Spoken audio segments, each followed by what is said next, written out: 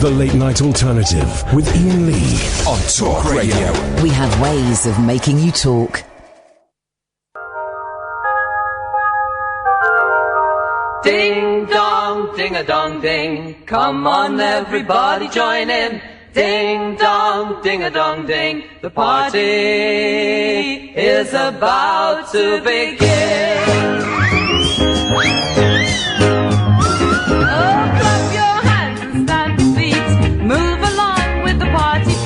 There's games to play and songs to sing, so let the music start to swing. Ding dong, ding a dong ding. Come on, everybody, join in. Ding dong, ding a dong ding. The party is about to begin. Oh, ding dong, ding a dong ding. Come on, everybody, join in. Ding dong, ding a dong ding. The party is about.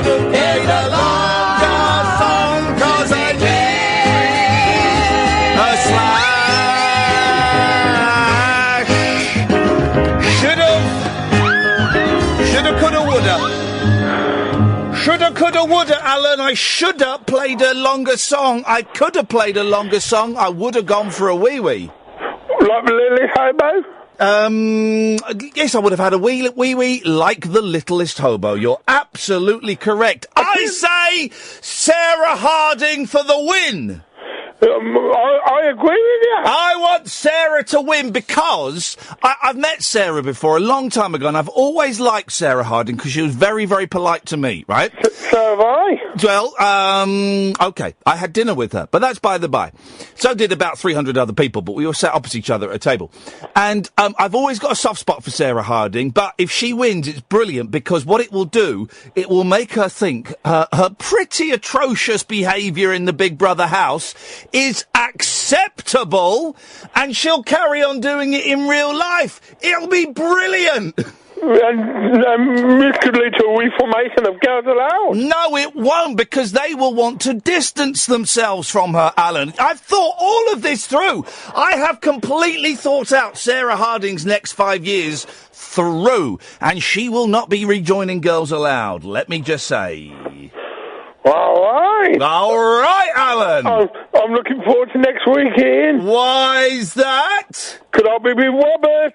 You'll be what? I'll be with my brother in Blackpool. Flipping it, mate. I thought it was going to be... well, that's great news! And I'll be funny live from the Illumination Switch on next Friday. Wow, that's awesome, man. Thank you so much. And I'll be able to tell you who switched them on and everything. That's brilliant news, Alan. Thanks a lot for calling. Busy show tonight. Busy show. First hour, anything goes. 0344 499 1000, right? Second hour, we've got an interview that I did last week with the absolutely fabulous and wonderful Mr. David Hamilton. Diddy David Hamilton. Radio 1, Radio 2, Capital Gold, loads of TV programmes, and I've got a real... You know I'm a radio geek. Yeah, I'm a real radio geek. Jeremy Vine and Jeff Lloyd next week. I'm a real radio geek.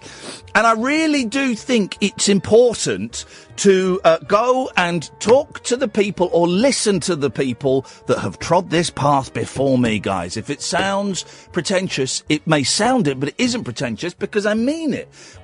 I should go and thank these people and talk to these people that have trod the path before me. So David Hamilton's coming up at 11. Then after 12, we're going to do something that might work or it might not work. We're just going to phone some random numbers around the world. I used to do that when I was we'd moved, so I was about 13.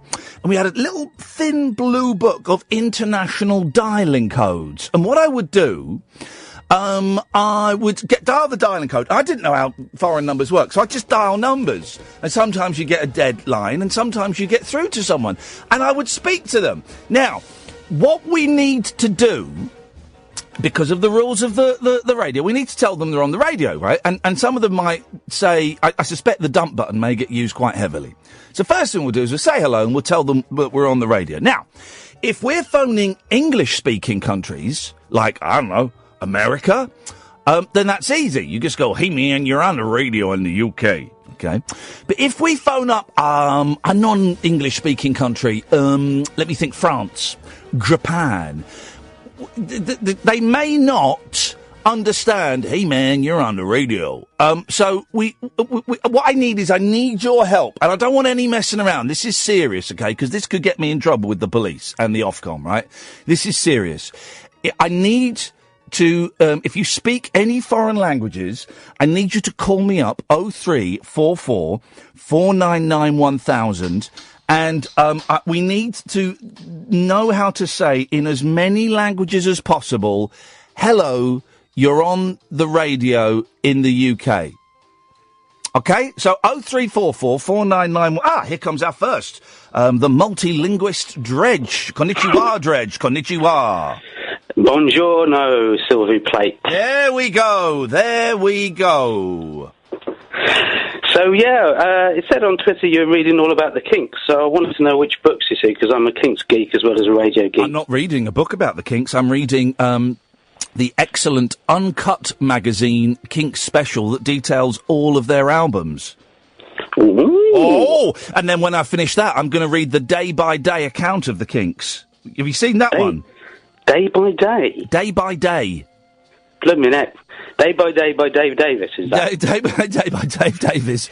About the Dave. So it's one. I love these books. There's one for the Monkees. There's one for the Beach Boys. There are several for the Beatles. Where it does like in 1960 June the 27th, 1963. They played to 29 people and they made 2 shillings. It's all that kind of stuff. I love stuff like that. Proper geeky. They I think on the night that England won the World Cup, I know nothing about football, but they were meant to have a gig that night, and they watched the game and then turned up about 3 a.m. Oh, I just read that. Yeah, I read that. Yeah. They 66. Yeah, it was miles away, and they got there late, and everyone had gone. Hang on a minute, Exactly. Dredge. I've got to stop it there because just stay there. Come back, because we're going to find out: has Sarah Harding, post-Brexit, post-Trump, has the world gone completely nuts? If Sarah Harding wins Big Brother, that means she has gone completely nuts. The world has gone nuts.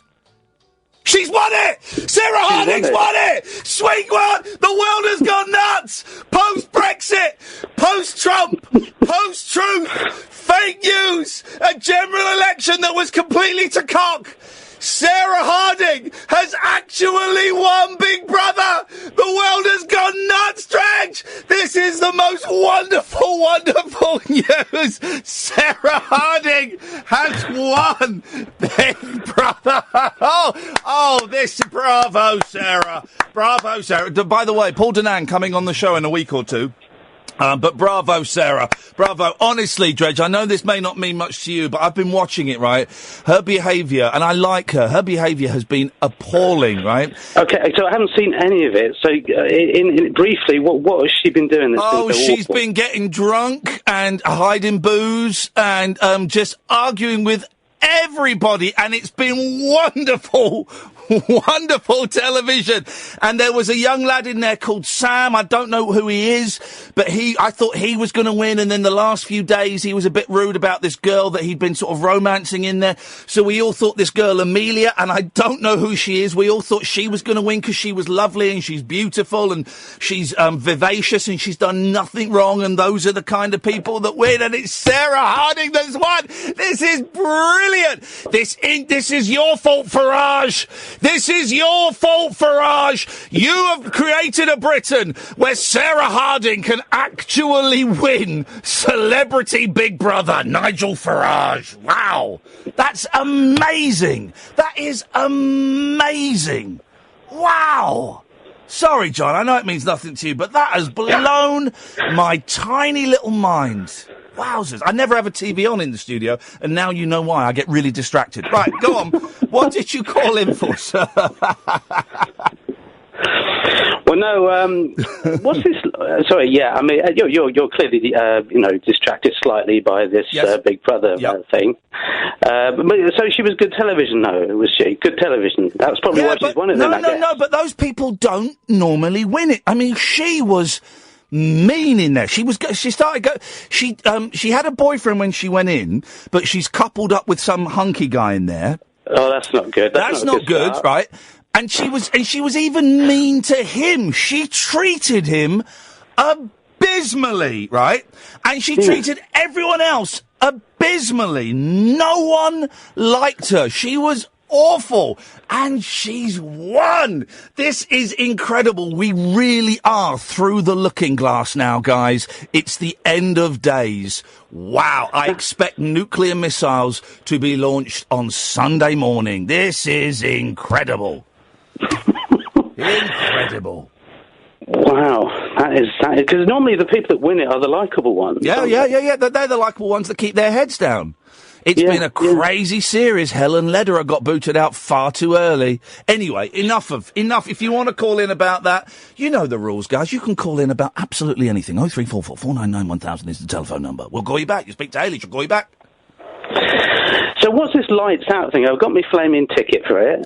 Here's the thing.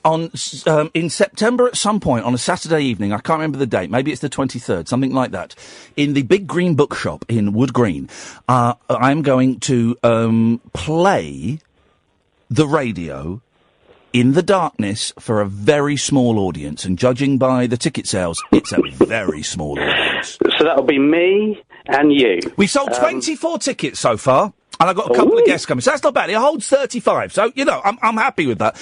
And it'll be in the dark. You'll sit on the floor or lie on the floor. Bring a cushion if you want. And I will play the radio for somewhere between 45 minutes and an hour. And I was going to buy a chunky old Roberts R707. There's something for you geek fans. But I ordered it and then I cancelled it. And instead I bought a tiny new Chinese radio just because... Chinese radio. Does it just broadcast in Chinese? You lacist! Just because someone told me it's really, really powerful, right? So it's got FM, medium wave, long wave, and short wave, and the short wave on it is really, really powerful. So it means that for the hour we'll be listening to some static. Yeah, sure, beautiful. You can make your own pictures up in your mind, and we'll be listening to bits of radio from all over the world for a minute, 30 seconds.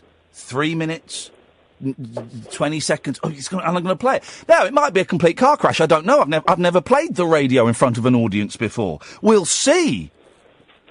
So it sounds like a sort of strange performance art type thing. It's a performance art thing, definitely, most definitely. And if it goes well, I shall be applying for a grant. Good luck with it, man. An Eddie or a Barry, I don't know, but I shall be applying for a grant of £20,000 to take it around the country. And not only that, you've got Flexi Time next week, is that right? Flexi Time, which is Grange Hill from the 80s. No, it is, we could have hashtag radio locking. Catherine is back next week, and we have got permission to do it once. To do it once and then talk with our boss the next day. But if the show is going well, like it was last night, we can carry on and do the show for another half an hour, another hour, another 5 hours if we wanted. But we're only going to do it if the show's going well, if we're cooking with gas. If it's a clunky show, we're not going to do it. So we might not do it next week. We'll just have to see how it goes. But I was thinking if you did like several more hours, you can do it until Paul Ross comes in. Yeah. And then if the show isn't going so well, you could maybe just stop about 10:30. Yeah. Well, no. Here's the I tried that. Here's the thing. We have to make it at least as far as 1 o'clock. I'm afraid, John. Okay. Well. Good luck with it. Good luck with it. Thank you. I'm looking forward to David Hamilton, who of course hosted one of the David Cassidy tours in the 70s. But you didn't ask him about that. Didn't ask him about David Cassidy. No. It's a proper radio geek off, and in the middle of it, and you'll hear it, he breaks off because he has to go and do an obit for Bruce Forsyth, who just died. What a strange job. Yeah, I know. You'll enjoy it, Drake. It's geeky and it's wonderful, and he's such a nice man. Thank you very much indeed. 0344 499 1000. This is Talk Radio. Across the UK, online and on DAB. The Late Night Alternative with Iain Lee on Talk Radio. Guys, this is incredible news. It's like Sarah Harding winning Celebrity Big Brother. It's like Saddam Hussein winning Celebrity Big Brother. It's kind of the same. And I like her. I met her once years ago, and we sat opposite each other while we had dinner at some horrible award ceremony. And I presented an award to... Who did we present? It was me and Mackenzie. Who did we present an award to? I think it was Will Young. I don't know what that was. What was that evening? Anyway, I got on with her. I thought she was absolutely delightful, but she has been just terrible in this series of Big Brother. And she's won. Man, we are totally post-Brexit, post-Trump, post-truth. We are through the other side of the looking glass, guys. 0344 499 1000 is the phone number. After 11... we're going to play the interview with David Hamilton, which I think you will enjoy. If you're a radio geek like me, like I know a lot of you are, after 12, we're going to call around the world. It might be a car crash, doesn't matter. Let's go to David. Good evening, David. Hello. Hello, David. I've just started listening to your show, Ian, and I think you're absolutely nuts. Thank you, David. I'm trying to get it. But I'm not getting it, if you know what I mean.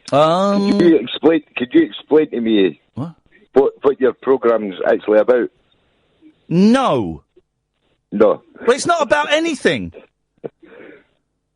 Look, I know everybody gets their own opinion and to put out there what they want to, and it does, some of them seem out there, you know what I'm saying? Yeah. Yeah, but that's what I love about it. Why should it be, why should it be about anything?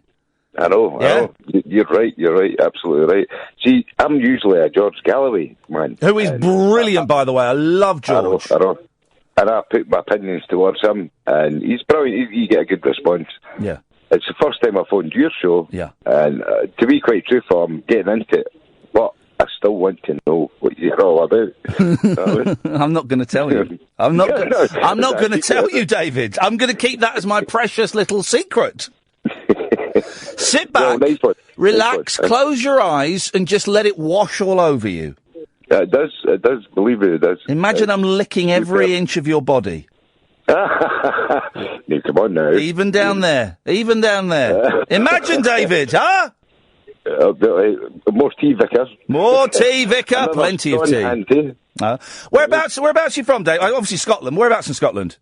Stirling. That's right in the heart of Scotland. Beautiful. I've got kind of my granddad on my dad's side are from Aberdeen, so I've got a lot of family in Aberdeen, and my dad's second wife is from... You're feeding for a pill up there, right? You didn't come out there talking about, like, you know... Oh, God, no, don't. Honestly, my granddad Jock, for that was what we called him, right? And he's long since gone. But he obviously liked to drink, of course. And he had this very, very thick Aberdeen accent anyway. But then when he got pissed on whiskey, he got pissed quite a bit... and he would sit, and I was like 5 years old, and I would sit and he would talk to me, and I did not have a clue what that man was saying to me. But David, boy oh boy, Neither do we. We don't know what they're talking about. Are people from Aberdeen famous for being... they're their own language altogether, you know. Oh, I don't feel so bad now. I don't feel... No, you can be cool about that. Believe me. My dad's cousin used to play for Aberdeen. Used to play football for Aberdeen. Doogie Rugby. Long time ago, 80s, I think. Yeah, and then he came down for Chelsea for a season. I've heard that name, definitely. I'm a rookie. Nice one.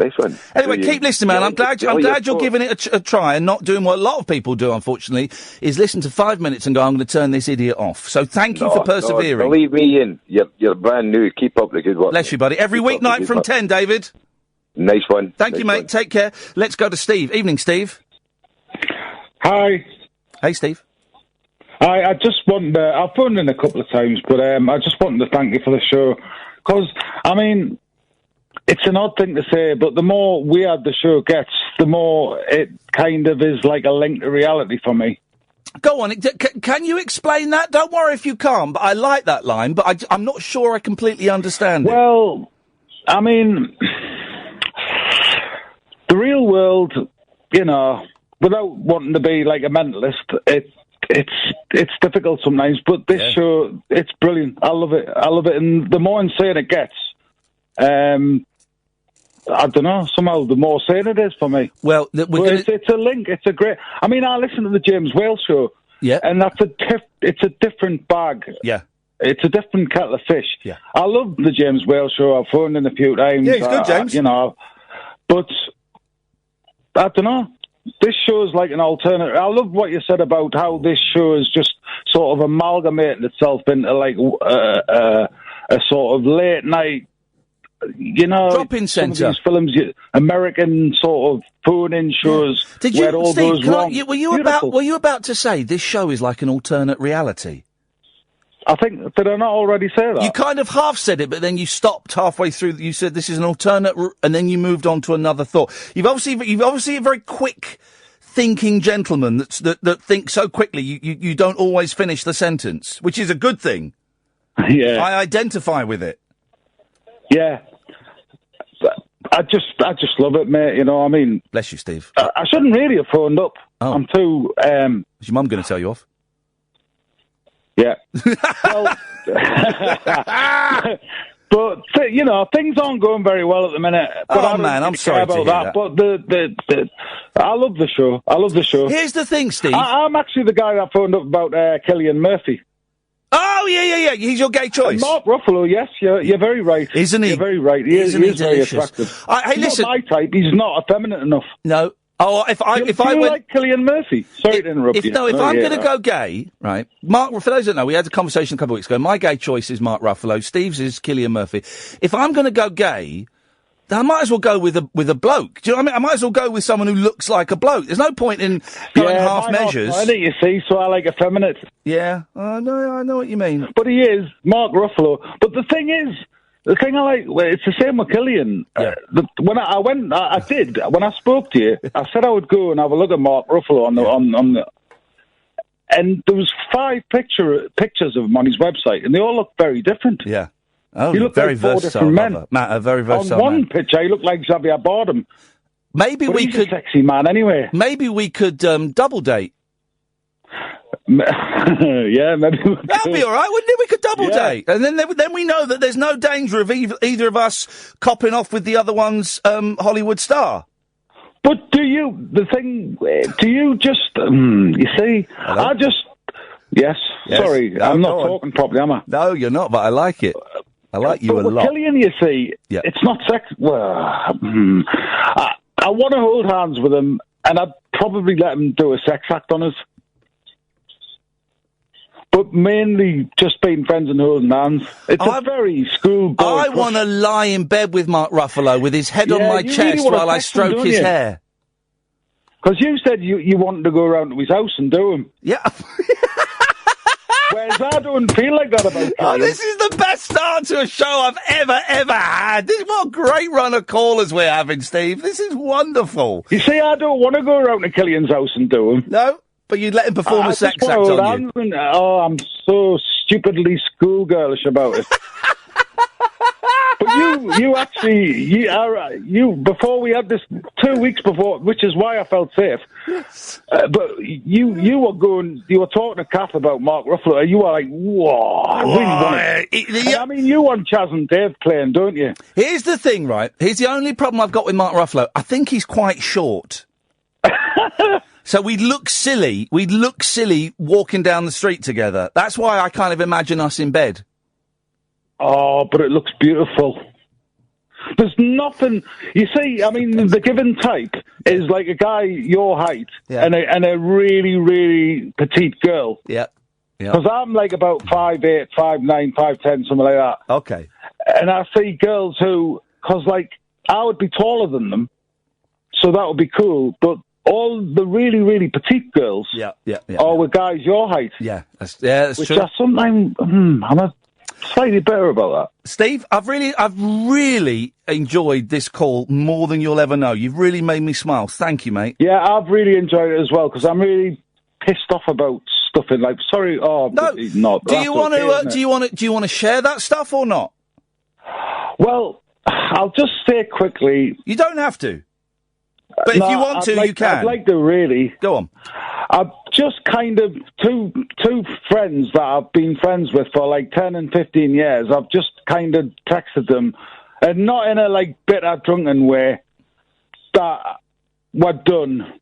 Because I don't know. You've ended 2 friendships. Rightly so, though. Yeah, have they betrayed you? Kind of. Oh, not in a really bad way, just, like, not there for you. And, I spent 30 years just going out and drinking and going to see music and realising that all your friends are acquaintances and I'm doing all that. And I know it's probably too harsh, but I'd rather have nothing than slight. It's bollocks. That's right, Steve. I'm really sorry. Steve, I'm really sorry. Steve, you heard that on Periscope. Apologies on Periscope. We dumped it with just Steve. That's it. I'm That's sorry, it. Ian. That's 2 yellow that was cards. Really accidental. I know, but just be careful. I'm sorry, mate. That's all right, buddy. I know you didn't mean it. Don't worry. Just one more, and I will have to let you go. Okay. Yeah. But when a radio show becomes more important to you, no offence. Yes. Than half of your long friendships, it's not really very good, is it? But it is. Hello? But the show's brilliant. I'm glad.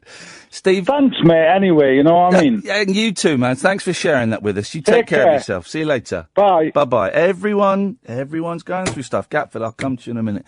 Everyone's going through stuff. I've got to say, what an opening 30 minutes of the show. What an opening to the show, guys. 0344 499 1000. I did just say for the first hour, just anything goes. And man alive, hasn't it just? I'm Iain Lee. This is the late night alternative. And of course, we're on Talk Radio. Late night conversation worth losing sleep over. The late night alternative with Iain Lee on Talk Radio. We have ways of making you talk. Yeah, guys, don't tell me. Yes, and the bollocks went out on radio as well. So don't worry, people telling me I heard this, I heard that. Guys, we know what we're doing, all right?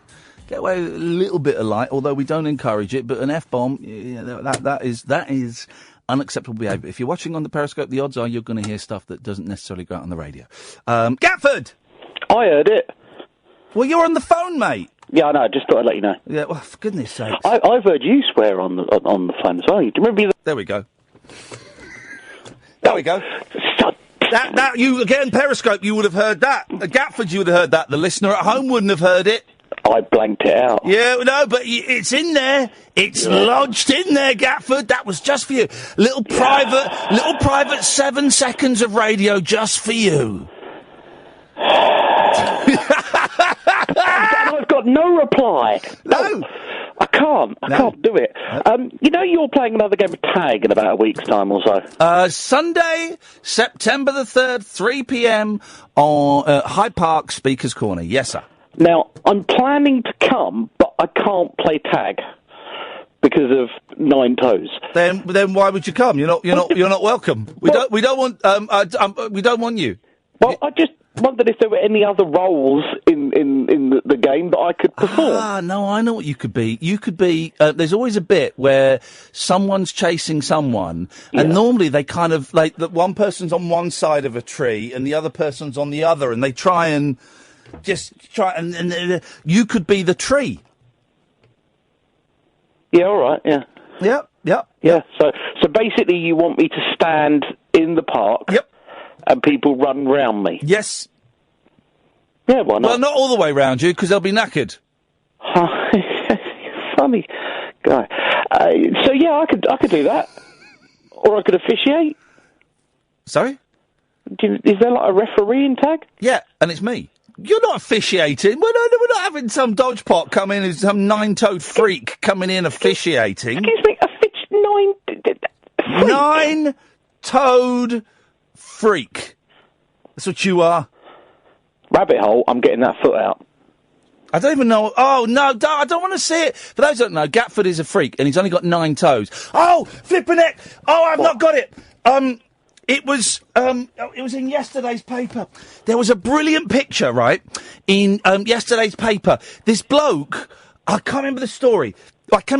This bloke, he'd had like some of his fingers burnt off or chopped off or something, right? But do you know, this is incredible, and there was a picture of it, and apparently they used to do this quite a lot. They don't do it very often these days. Do you know how the surgeon saved his hand? Stuck in a bowl of ice or something? Oh, no, mate. He stuck it in a bowl of something. He cut a hole in the guy's stomach. Oh, in the acid. He made a pouch in the guy's stomach, and he sewed the man's hand into his own stomach and left it there, I think, for about a month or something. He sewed a man's hand inside his stomach to help it get better. How messed up is that? I heard a story a while ago, and this was some time ago, about a bloke who had his ear cut off. Yes. And he had it sewed back on, but they couldn't sew it back on his ear for some reason, so they sewed it back on his legs. Yeah. Yeah, on the inside of his thigh. And he couldn't have the sex a lot, but what it did sounded great. Wowzers. I love, I love cutting you off. That was it. Oh, okay. Yeah. There we go. Oh, it was a bit longer there. Evening, Paul. Hello. Hello, Paul. Listen, this tag, I'm coming. Are you going to play, or are you going to stand there like a lemon? No.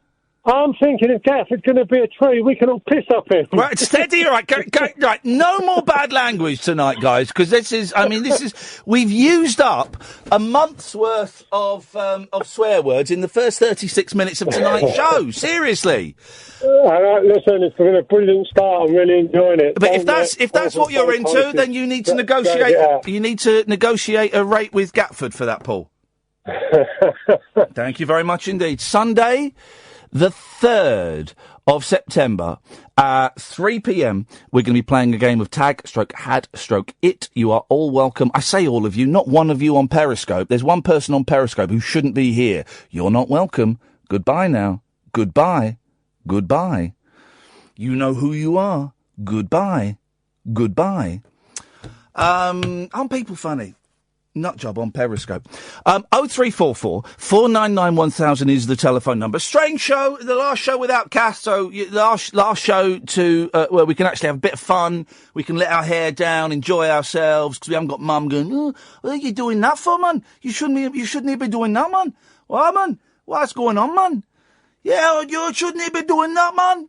So she's back on Monday, so it's back to miserable, safe, tame shows with Mum.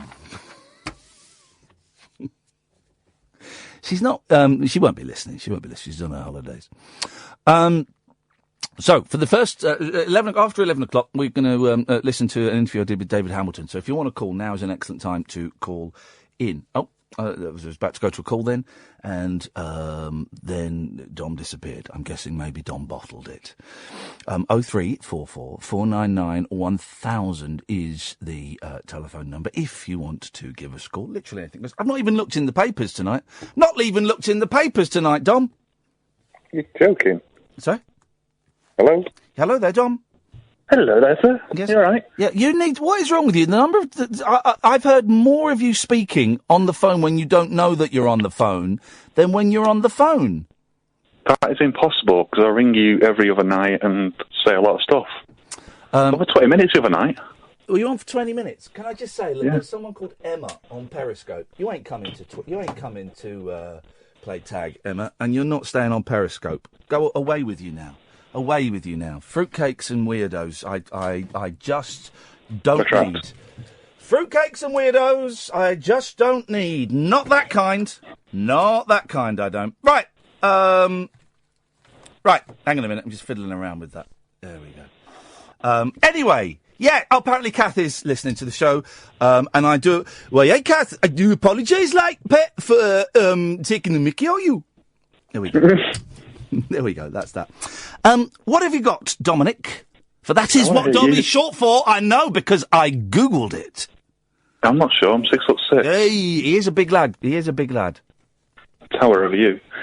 Shut up, man. You're not 6'6". You don't... That picture, you got us to crouch down. I think every picture I've taken, you've crouched down on purpose, or you stood on your tiptoes. You've told me to crouch down.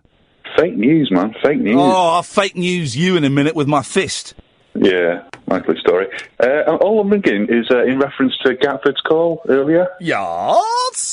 I completely agree with everything you said that we heard and that we didn't hear. Isn't it, though? Isn't it, though? Really? I love him, really. Isn't it, really? Oh, look, and there we go. I can click on that person's name, and what I can do is I can block them. Blocked. Gone. Tutty bye. Tutty bye. Yeah, he's, I mean, he really is one of the most boring callers, ever, really.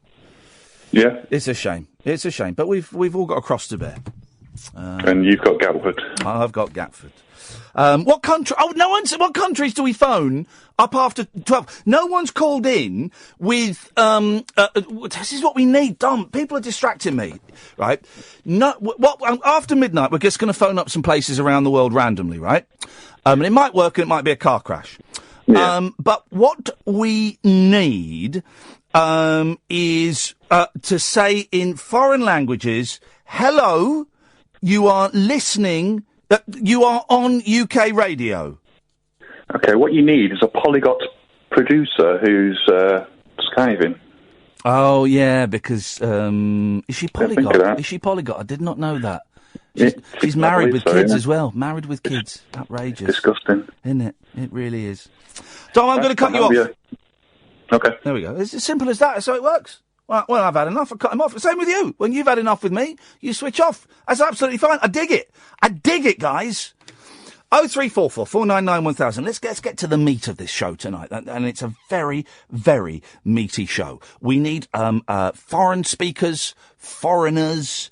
Let's phone India. I want to phone India. Really want to phone India. How do you say in Urdu or Hindi, hello, you're on the radio in England? Britain. UK. 0344 499 1000. Foreigners and those of a foreign persuasion, please call me now. This is the Late Night Alternative. This is Talk Radio. The Late Night Alternative with Iain Lee on Talk Radio. We'll get you talking. Yes, line one. What do you want? Let me take that. Just put them straight. Yes, line. Let me just take that. What do you want, line one? Hello? Yeah. Yep. Jag one, marry one, kill one. Your mum, Susan Boyle, or Boris Johnson? Your prank calls are awful, dude. Awful. Did you call up LBC last night? Jag one, marry one, kill one. Did you call up LBC as the truckers last night? Yeah. The first call wasn't very good, but the second call I heard, I can't remember what the second call was, but it was better. What was wrong with the first one? The first one I heard was talking about Romanians coming over with all their lettuce. I thought that didn't really go anywhere. But the second one I can't remember what the second one was, but it was better. You've obviously listened. The second one wasn't done by me, I'll be honest. Oh, who was it? Was it done by one of your mates? Yeah, it was done by the other guy. It was good. Go back and listen to it. What did he say in the second one that was so good? I didn't listen to that one. To be honest, I got thrown off by my Romanian stuff. Well, but the thing is, I mean, I don't want to say anything, but that guy is ripe for the plucking, right? Because he hasn't got the experience under his belt, so he's great. It's a different guy on tonight. Here's the thing. Let me just tell you now, and I know you've withheld your number, and that's great for this show. On those shows, they probably won't let you on with a withheld number, so just buy loads of different SIMs. Why don't you call them? Oh, no, last time I did a prank call, I got in terrible trouble and got the sack from the BBC, so I ain't doing that again. But, it's good to see a younger generation knocking at the door. You go and do it. But just buy loads of cheap little SIMs, so you got loads of different numbers. Why did you get sacked from BBC? And work harder on your accents. Your voices are not as good as, you think they are. I can tell when it's the same voice. You weren't the guys that phoned in about the hammer shop, were you? The hammer shop? No, it wasn't, because that was good. Work on your voices. Your voices aren't as good as you think they are, so really go for the voices, all right? Like this one? Yep, thank you. These are some prank callers who called me last night, and they were awful, but then I heard them phoning up another radio station, and they were starting to get it. It was good. Kyle, can you speak any foreign languages? Kyle? Oh, sorry, I didn't hear you. Yeah, we don't tend to get that many Kyles calling in, so when I say Kyle, generally means you. Sorry.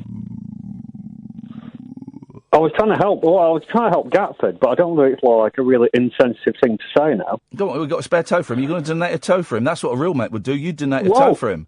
Well, no, kind of. Oh. Obviously, I know of Gatford, but my brother rang up my little internet radio thing tonight, and he lives in quite a backward part of Lancashire. Oh gosh! There was a bloke in a pub, and he said, "I've got 2 extra toes." So my brother was like, "No, you're having this on." Yeah. So he took his shoe and sock off, and he did. He's got 7 toes on one foot. It's quite common. It's quite, in Get Carter, there's a bloke who's not in the film. He's in the film as an extra. There's a scene where Michael Caine walks into a pub and there's a bloke holding a pint. 6 fingers. He's got 6 fingers. Well, that's new. There used to be a young lady whose name was, and I'm not making light of this, her name was an anagram of vagina. And she worked in the petrol station near where I used to live when I used to live in London, and she had a 6th finger. Well, all I was thinking is, could we not sort of arrange some sort of transfer? And I hope Gatford, if he's still listening, I hope he's not offended. Why don't we just average them out? If Gatford's missing one, why can't we get one off this other fella? Because he's got 2 spare.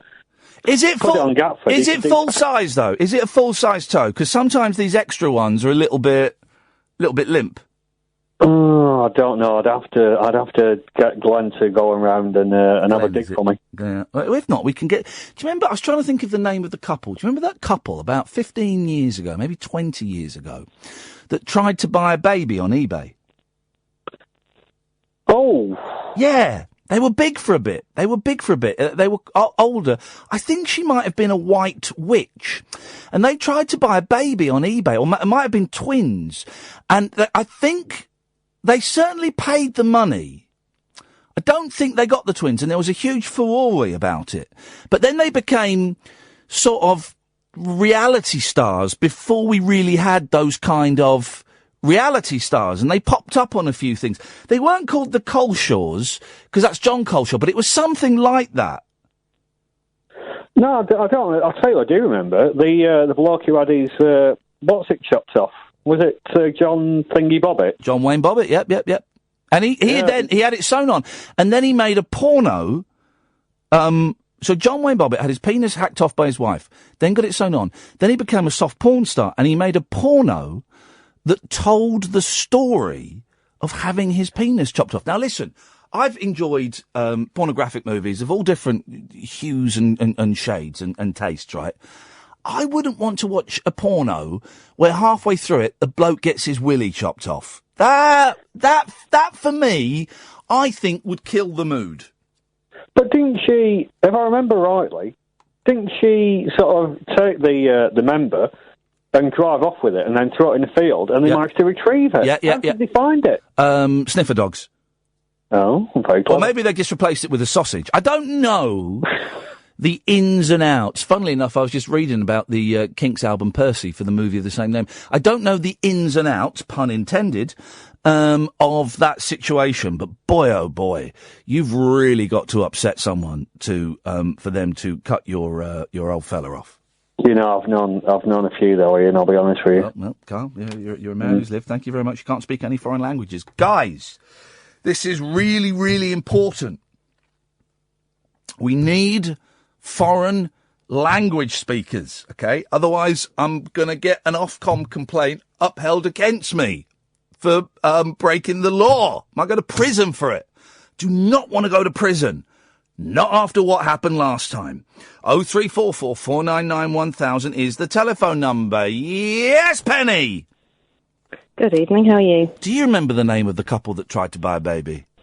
No, but Coleshaw was something like that, wasn't it? Coleshaws, there was a documentary about them. Maybe it was the Coleshaws. And they were odd people. Okay. I remember I was a guest on a panel show hosted by Patrick Keelty called, steady now, Stupid Punts.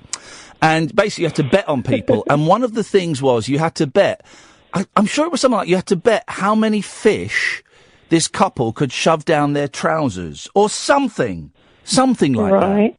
How's this related to the couple who tried to buy a baby? They were the couple that tried to buy a baby. It was them. There was Right, like and now they it's were now on a now TV it's quiz show. now it's no, this was years ago, about 18 years ago. Now it's round 3, and you've got contestants. You've got to bet on this. Here we've got the couple that tried to buy a baby. You've got to bet how many fish they can shove down their trousers. What were people on when they came out with that idea for a TV Oh show? man, it was post 90s, early 21st century. They were probably on cocaine. Let's be honest. Let's be honest. There was a lot of it floating around then. Anyway, what you got for us? The Killshaws! The Killshaws! That was it. Like that. Thank you, Luna Loops on Twitter. The Killshaws. There we go. I was going to say, I went to school with someone who had 6 fingers, 5 fingers and 1 thumb on each hand. It's very, very born common. Like that, and she had them chopped off when she was little. Oh, no. Because apparently it was a common... She was from Sierra Leone originally, and There we apparently go. it was quite a common genetic thing to have extra digits. Why would you And they were cut cut them off. I don't know, but that's what they did, because she got little... You could just see where they'd been done on her hands, both hands. No, Really random. I wouldn't cut that off. I'd have it there, and I'd scratch my Really nose. random. I'd scratch my nose. So does Gatford... Does he need a runner for paying tax? No, well, listen, Gatford, you want to be his runner? No, I'm not. I'm bringing along someone else to tag. No. And it's their birthday, and I wonder if they could be Gatford's runner. No, for the day. Gatford is really ruining. Gatford is ruining this day for me. This day today, and also the 3rd of September. He's ruining it for me. I don't even want him there. Harsh.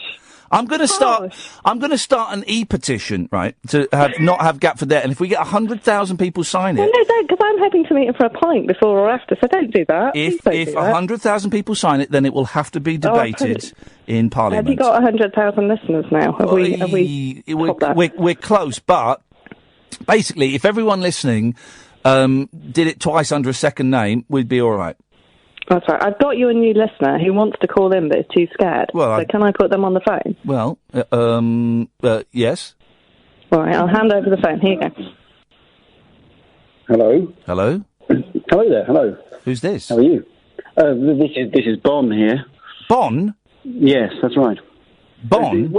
One name like Cher or that sort of thing. Bon. Bon. Yes, Bon. Bon. B-O-N-N.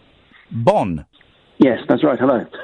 Hello, Bon. Yeah, Penny. Hello. How are you? Good, thank you, Bon. What you got for us tonight? Oh, nothing. I was Penny was alluding to someone coming along to the tag event on the 3rd of September. You'd be very welcome, Bon. Yeah, well, that happens to be the day of my birthday, so the day I was born. Bon, that's all days. good. So I thought I'd have a birthday treat and come along. Yeah, you're very welcome, but I don't want you getting involved with this Gatford guy, Bon. He's bad news, right? He is bad news. I've heard that the loss of a toe can affect people in many strange ways. He was boring before that. Honestly, Right. I've done phone-in radio for about 20 years. The dullest caller I've ever had. Oh, I don't know. I'm pretty sure I could top that. Oh, no, hang on a minute. He's not. This guy is. Evening, Paul. Hi. You're talking about 6 fingers. If you're just going to phone in to tell a crappy joke, Paul, we're not interested. No, it's not a joke. This is not a joke. It's serious. Apparently, it's true. Liam Gallagher, the famous singer, has 6 toes. See, Bon, this is his left foot. This is the dullest caller, Bon. Right. Okay. No, it's a true story. Okay. He has 2 little toes. He has 6 toes on his left foot. Well, that's excellent. That's why he's such a good rock and roll singer. Right. Okay. Maybe so. Well, thanks for calling, Paul. Thank you. There we go. See, Bon. I was partly expecting some sort of punchline there. Anyway, hey, Bon, you sound posh. Do you speak foreign languages? Do I sound posh? I sound posh. Thank you very much. God, you sound very posh. Not nouveau riche. Old riche, old money. You wouldn't say that if you knew where I was from. Do you speak any foreign languages? Do I? Yeah, I kind of do. Can you? What? I know a little bit of Polish. Can you? How do you say in Polish? I know you're going to ask. Hello, you are on the radio. I could be really nasty here and tell you something that is completely wrong. Listen, if you say Popac na moją górek or Ja jestem dupa, I know what those mean, okay? So don't... You know what Ja jestem dupa. Oh, yes, I do, mate. So don't try and prank me with the Polish, all right? Okay, fine. There are many other ways. No, I know Dzień dobry. There you go. That's hello. I'm going to cut you off now. This is you've been baptism by fire. You've been cut off. This is serious, guys. We've just done an hour of radio and we've got absolutely nowhere at all. Absolutely nowhere. I was asked. I'm so angry with you lot. I'm so angry. This is all Gatford's fault. What we need. All right, when we come back, we're going to go to the ads. Then we're going to come back. And I'm going to talk for a little bit. And then we're going to play out the interview I did with the fantastic David Hamilton, who is just a delight. Here's the thing, right? He's 78, 79. And he still sounds exactly like David Hamilton. Now, I know that's a stupid thing to say, right? But often people, when they get older, their voices change. You know, of course they change. You know, everything gets older and things sink and they change. He sounds exactly the same. And it's got to be said, what a charming a proper gentleman. I think it's quite a long chat with him, but I think you're going to enjoy it. And then after 12, we'll try and phone up some foreign countries. But, we need some foreign languages. I thought I was dealing with an intelligent bunch of listeners. Maybe I got that wrong. You are listening to me, Iain Lee. This is the Late Night Alternative, and of course, this is Talk Radio. Talk Radio. Yes. I can take a couple of calls at the top of the next... Stop saying the top of the next hour. I hate that phrase. I hate it. 0344 499 1000 is the telephone number if you want to give us a call. This is the Late Night Alternative. My name is Iain Lee. This is Talk Radio. The Late Night Alternative with Iain Lee on Talk Radio. We have ways of making you talk.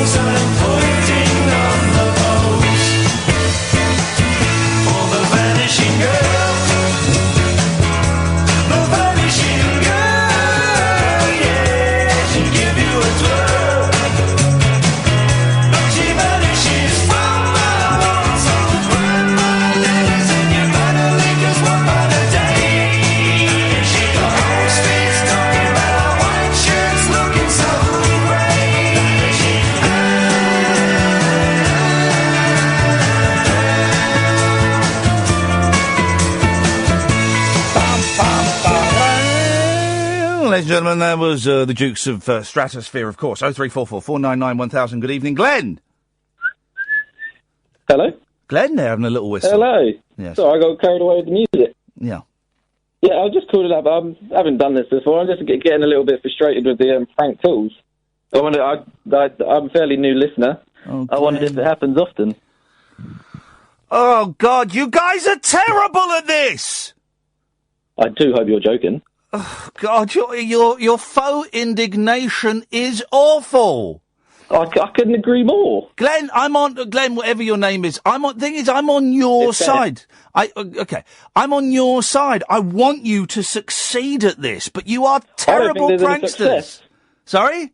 You know what? I've heard him online, and I'm getting rather irritated by him. Oh God, this is awful. Listen, darling, I was doing this when you were still at primary school.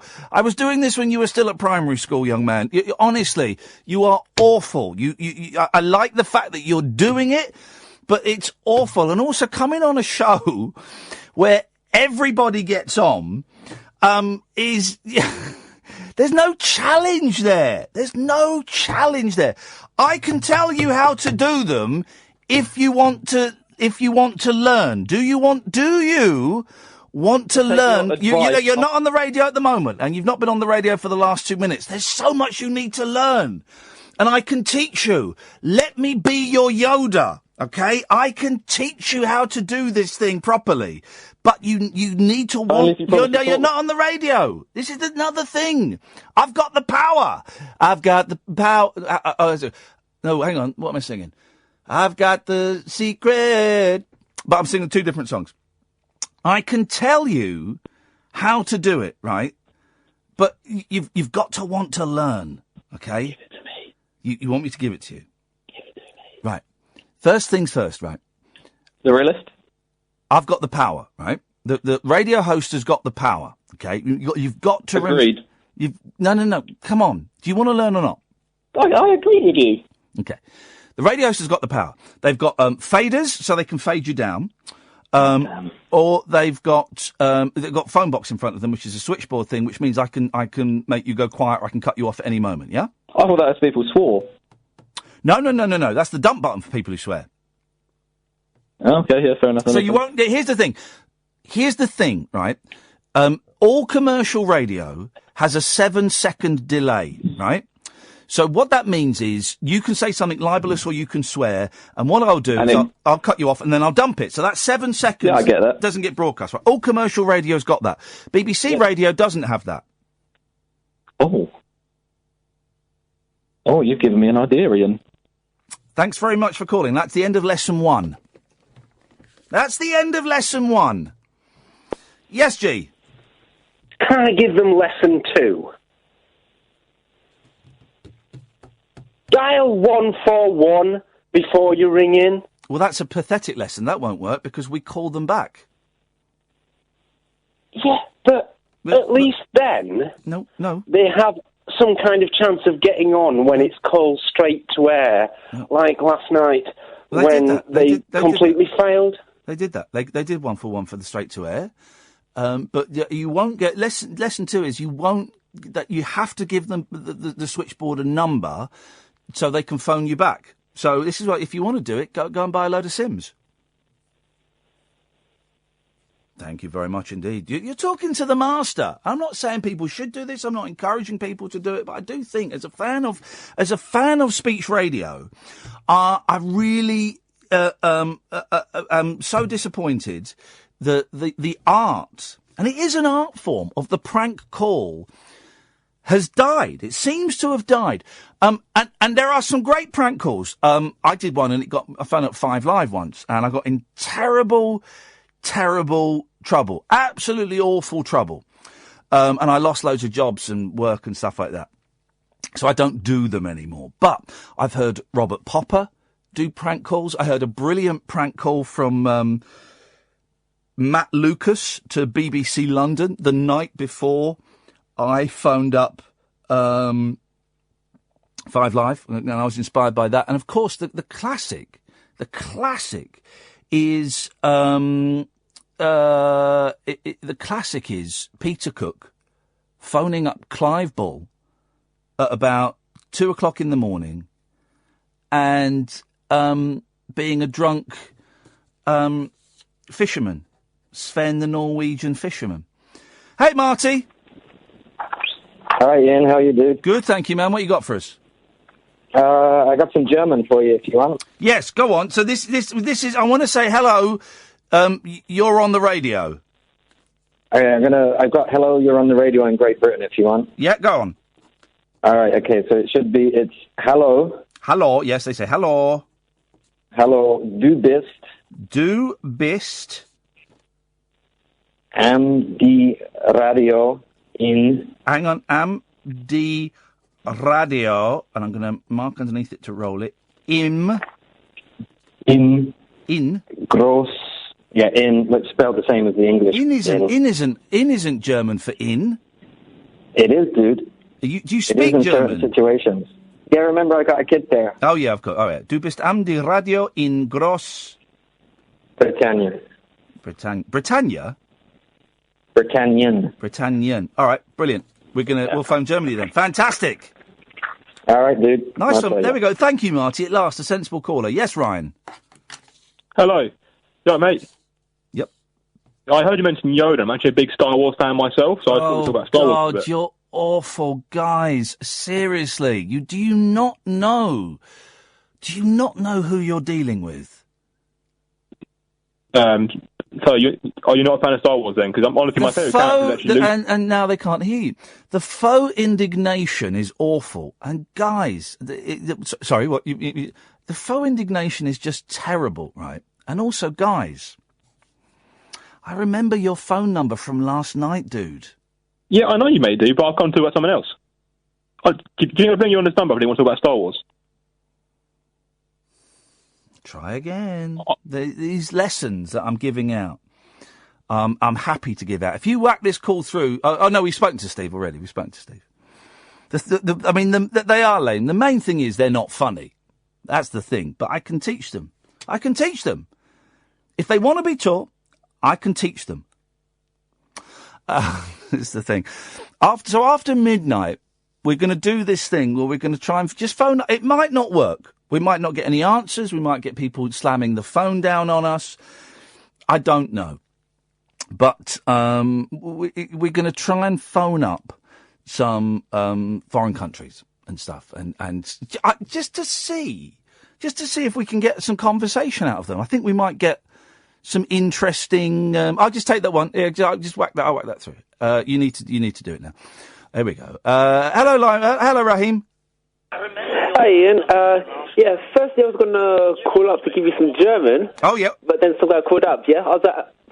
Yes. I have a backup. I've got some Arabic for you. Here we go, buddy. Give me the Arabic. Okay. Enter ala radio. Say that again. Enter. Ala. Radio. Radio. Are you sure I'm not saying something naughty there? No, I'm sure. I can give you something naughty if you want. Yeah? What do you want? Say that. You can give me what again? I can give you something naughty if you want. No, I don't want anything naughty, Raheem. Enter ala radio. Enter a radio means you're on the radio. Say it again, one more time for me. Enter. Yeah. Allah. Not Allah. Allah. Hang on, you're saying Allah. And this is what I'm worried about. I don't want to say... Allah. Allah. Yeah, that's better. Enter Allah radio. You're saying Allah. I don't want to say Allah, because that's going to get me in trouble. No, Allah. So the first letter, basically there's a difference in sounding in Arabic. You've got two letters, yeah? Oh, God, I'm going to offend someone. It's going to get very, very dark. No, I'm serious. That's how you say it in Arabic. You got Allah and you got the word Allah. Yeah, that's it. Allah radio. Allah radio. It is going to get... we could be getting big trouble with this, guys. Take a trip into the alternate reality of late night radio. I think I'm in something like the Matrix, and so are you. The Late Night Alternative. Hello. With Iain Lee. Is there anybody out there? On Talk Radio. Hello. So, on this show... I'm sorry, but David Hamilton fans have been... listening to 11 since 11 to this rubbish. I'm a big radio geek. I'm a big fan of radio, and I'm certainly in favour of going and shaking the hands of those that have trod this path before me to say thank you, to find out how they did it, and to find out what it was like. Next week we've got Jeff Lloyd on, and we've got Jeremy Vine, and tonight it's an interview I did last week with David Hamilton, who's got a really good little book out about Radio 1. We mention it a few times in here, and just, a real delightful gentleman. So sit back and enjoy me having a chat with the one and only Mr. David Hamilton. Right, where are we? Euston. Coming into London early on a Friday afternoon. to meet David Hamilton, Diddy David Hamilton. Now, for a lot of you may not remember that name, but when I was a kid, David Hamilton was everywhere. He was on Radio 1. He was on the telly all the time, kind of hosting quiz shows and being a guest on quiz shows, and he also was one of the continuity announcers on Thames Television. I'd forgotten that until I read his book. But they used to have, on regional TV, you'd have a fella sat behind a desk saying, coming up later on today, we'll have whatever. And one of those people was David Hamilton. Anyway, he's written a book about working in Radio 1 and his life and all of that, and it's a good little read. It's a short book, but it's an enjoyable read, and I'm off to meet him. There's David Hamilton. Hello, mate. Can I ask you to come in? Yes, of course. You don't want money off me, do you? Yeah, I do, actually. Oh, God. Yeah. It's all a scam. Yeah, this is the reason that we want money off you. I just had a phone call from radio. Can you buzz me in? David, could you buzz me in, please? Sorry. Go on. There we go. Need one of those magic things. Yes. I just had a phone call from Radio Kent saying that Bruce Forsyth has died. Bruce Forsyth has just died. Had you heard? Yeah, yes, I just heard. Yeah. So you doing? Well, they've asked me to do something at. They've asked me to do something at 5:30. So I thought we could start recording. Brilliant, thank you. And we could use one of the studios. Yes. And then if we're still going, I'll just break off. Brilliant. And then just do that because I'd like to say something. Yeah, of course. About Bruce. No, it's just happened, isn't it? So come and meet the gang up here. Wow, you never know. Exciting. You never know, they might find some work for you. You're taller than I was expecting. Oh, I'm very tall. I was expecting a midget. I was expecting a lot shorter. Hey, nice to meet you. Standing next to you. Well, I'm shrinking. Are we recording yet? We're recording now. Oh, right, okay. Yes, you are. Right, so okay. everything you say now will be used against you. May appear in court. I grew up... The book is brilliant, Golden Days of Radio 1, and we'll talk about Radio 1 in a second, but I kind of was more aware of you as a kid on TV, because I forgot you did the continuity on Thames Television, as well as hosting loads of shows. I did. I actually did television before radio. I did it the other way round to most people. Radio was my first love because I was part of the radio generation. I grew up on a very remote farm in Sussex where the radio was the window to the world, and I used to listen to commentaries on football matches from grounds like White Hart Lane and St James's Park, and I would hear these enormous crowds. I could hear the crowd, and I think, what would it be like? Because all I had for company was my sheepdog, and I didn't ever see any people. So what were all these people? Where were they? So it was, I was, as I say, I was part of the radio generation, and my ambition from a very early age was to work in radio. My hero that I listened to was Pete Murray, I heard Pete on Radio Luxembourg, and I suppose in a way I wanted to be Pete Murray. I saw a picture of him one day in a magazine called Fab 208, which was the Radio Luxembourg magazine, and he was horse riding in the Grand Duchy of Luxembourg, and he cut a very glamorous figure. He's a very good-looking man, and I thought, how wonderful. He goes horse riding, and he answers his fan mail by day, and then he plays records at night, and I thought, this is better than working for a living. So I thought, this is what I'd like to do. And my friend said to me, my colleagues at school, how are you going to do that with your South London accent? So I talk a bit like that, we were a bit sort of, hard boys, South London boys. And so I hired this Grundig tape recorder, which is a very heavy thing with spools. A big old chunky machine, Oh, yeah. And I lugged it home, and I read things from newspapers into it, so that I gradually learnt to talk proper. You gave yourself elocution lessons. Nowadays, of course, anybody with me, nobody wants anybody nicely spoken like me. Nowadays, it's all accents. Even continuity announcers now on television. Why, coming up next, Is that Pakistani? What was that? Yes, it was. What what was the first gig you had then, TV or radio? What was the very first job? Well, the first job I had was as a script. My very first job, I was an office boy at ATV. I just got a job, and it was in the early days of commercial television. And going on my rounds and delivering the mail and collecting the mail from the good and the great. One day I got talking to the head of the script department, and he said, "You seem like a bright young man. What do you want to do?" So I said, "Well, I'm a writer." He said, "What writing have you done?" So I said, "Well, while I was at school, I wrote for a football magazine called Soccer Star." And he said, "Well, bring your cuttings in. Let's have a look at that." So I took some magazines in, and one day he said to me, "Look, we've got a writer who is leaving. We had a writer who created a new series called Emergency Ward 10." Wow, yeah, of course. Tessa Diamond, one of the first soaps. Yeah. And she was leaving, so they were looking for a new writer, and they took me on, and I think I was about 18, and I wrote my first film series. I wrote a series called Portrait of a Star. Yeah. And what we would do every week, we would take a star like Henry Fonda or Marlon Brando, and I would go and look at their films, and I'd make self-contained clips lasting about 2 minutes, and then I'd write a little profile of them. So it was quite a mature thing to do at 18. And everything was going really well when a buff envelope arrived on the mat, and I was called up for national service in the RAF. I was posted to Germany, so I went to see the head of the BFBS, as it is now, which you'll be familiar with, the British Forces Network, it was then called, in Germany. It was the German end of Two-Way Family Favourites. And I went to see the station boss there, and I said, "Look, this national service is a complete waste of time." I said, "Can you use me as a writer?" So he said, "We don't actually have writers here."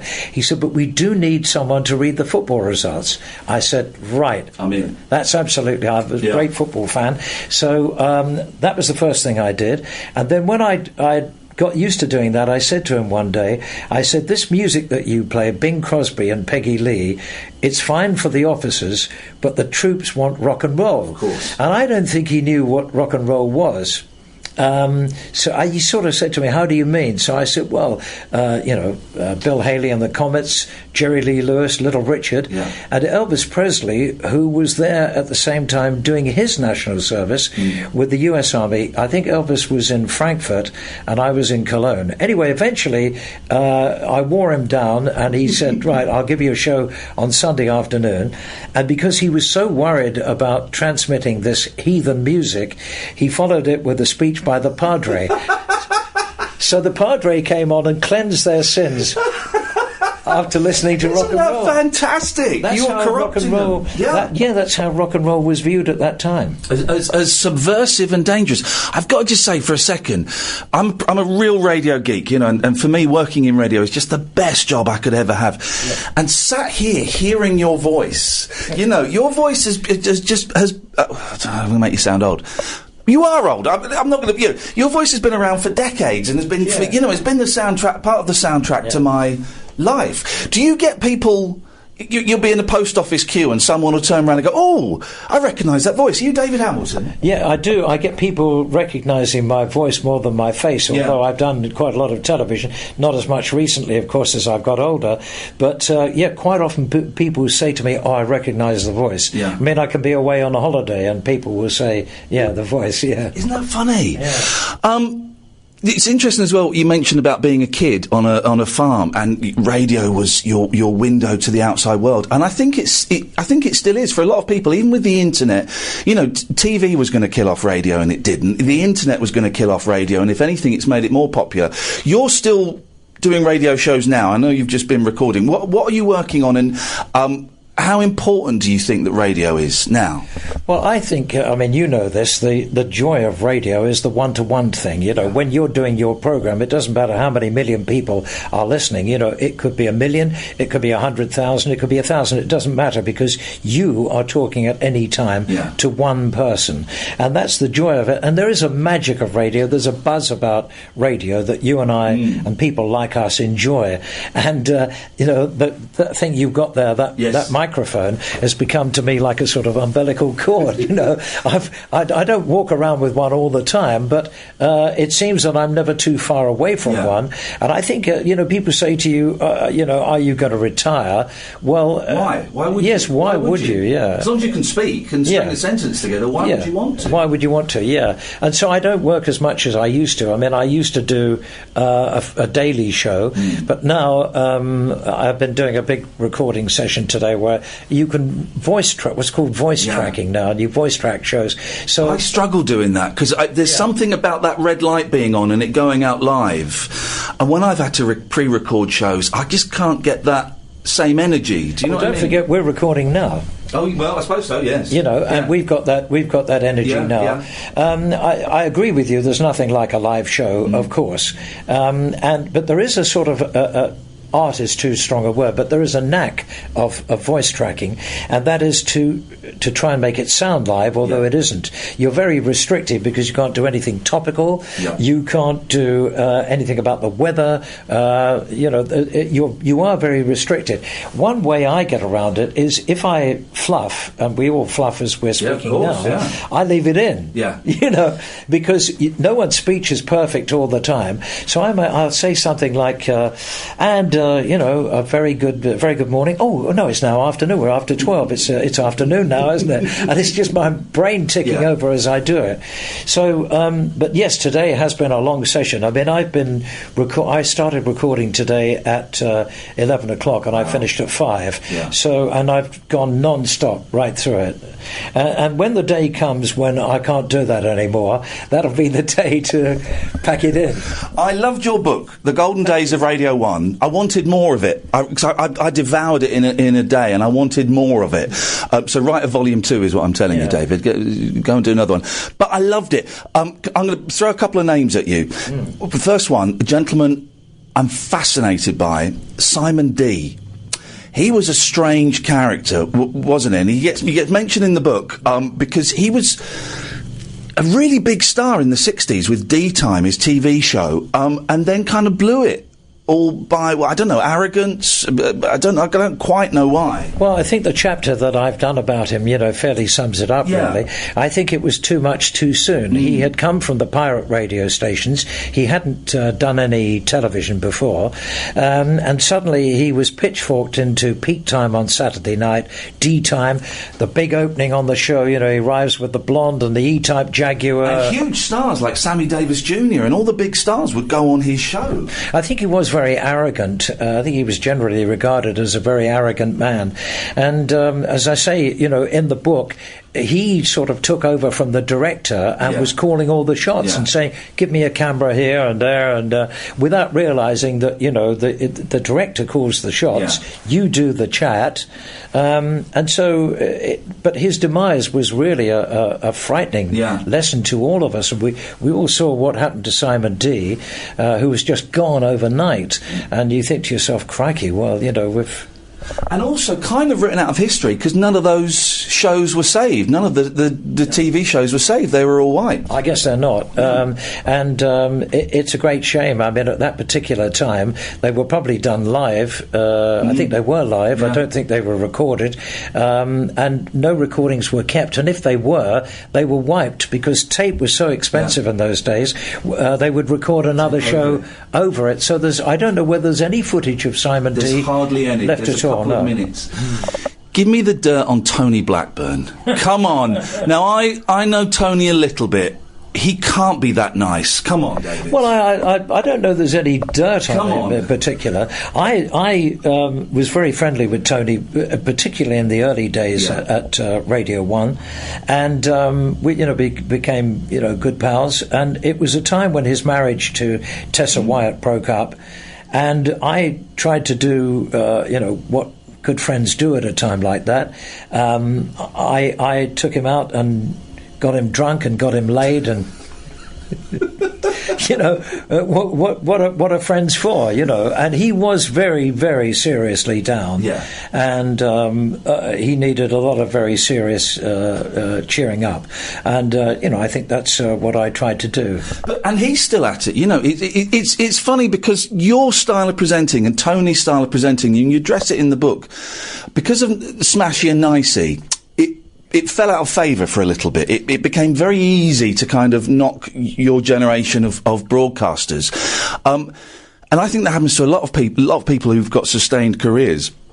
But you and Tony and a lot of people from the era have kind of come, you've powered through the other side of that. Was it tough with the Smashy and Nicey stuff? Well, I can't speak for Tony, but I think that my style has changed probably somewhat.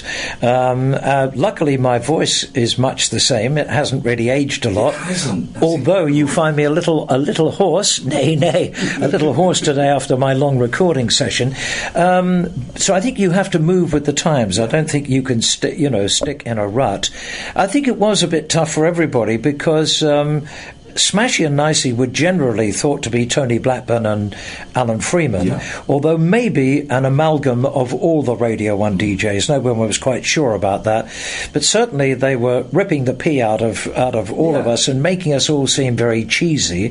And I think that didn't. I mean, Dave Lee Travis, for example, he particularly didn't like it. And I remember that when the cull happened and a lot of DJs at Radio 1 were moved on, I think he was particularly upset about it, and I think he felt that the Smashy and Nicey thing hadn't done his cause any good. I mean, it was quite funny if you looked at it as a sort of parody of us all. It was funny, but it could have done us harm. That's right.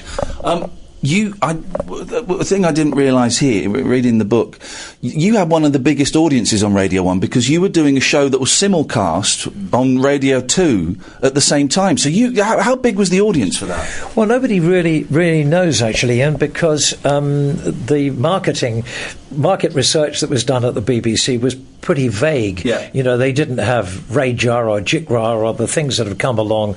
Even Radar's pretty, people ticking a diary. It's a bit... All it was in those days was ladies who used to go out mainly in London asking people what they had listened to that day. I love the bit in your book. I'm not going to give away too much from the book, but the bit when they was it asking about whether they'd enjoyed the Margaret Thatcher interview or something? Yes, Margaret Thatcher was due to be a guest on the Jimmy Young show, and so the ladies had a question: did you find the interview with Margaret Thatcher 1 very interesting, 2 interesting, or 3 uninteresting? And the general opinion was 1 very interesting, which actually was very interesting because on the day in question she didn't turn up. And so there was then research done into the researchers, and the general feeling was that it was a day where it was absolutely bucketing down with rain, and it was probably easier for the ladies to stay in the office nice and warm and really just say, well, we think probably most people would have found. I think, don't you, Gladys? They just made it Gladys, I think, what do you think, Margaret? Yes, very interesting, But in answer to your question about the listening figures, they said that they were in the region of about 18, 19 million. Because you have to remember, I mean, the golden days of Radio 1 were actually golden for the DJs because in the first days, which is 1967 to 1973, there was no other pop radio station. So when there are now 600 registered stations, probably not all broadcasting, but a lot of radio stations.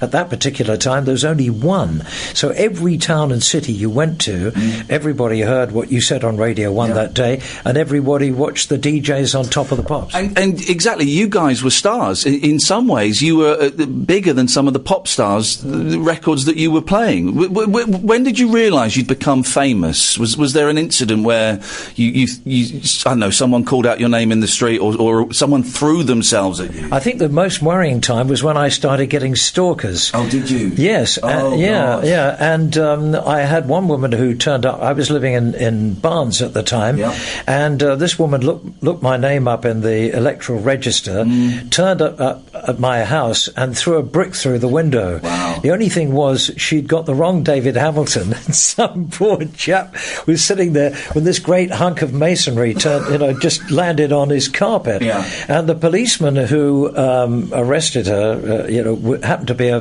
police sergeant, local police sergeant, happened to be a very good friend of mine. And he said, why have you done that? So she said, it's that David Hamilton. He said, which David Hamilton? You know, the one... Anyway, he knew that she'd got the wrong person.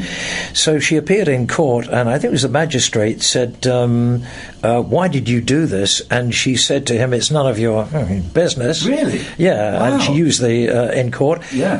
And the policeman, she said the same thing to him. He quoted her, and in the sort of deadpan way that coppers do, he said, when I asked her why she did it, she's none of your business. That's genuinely terrifying, though.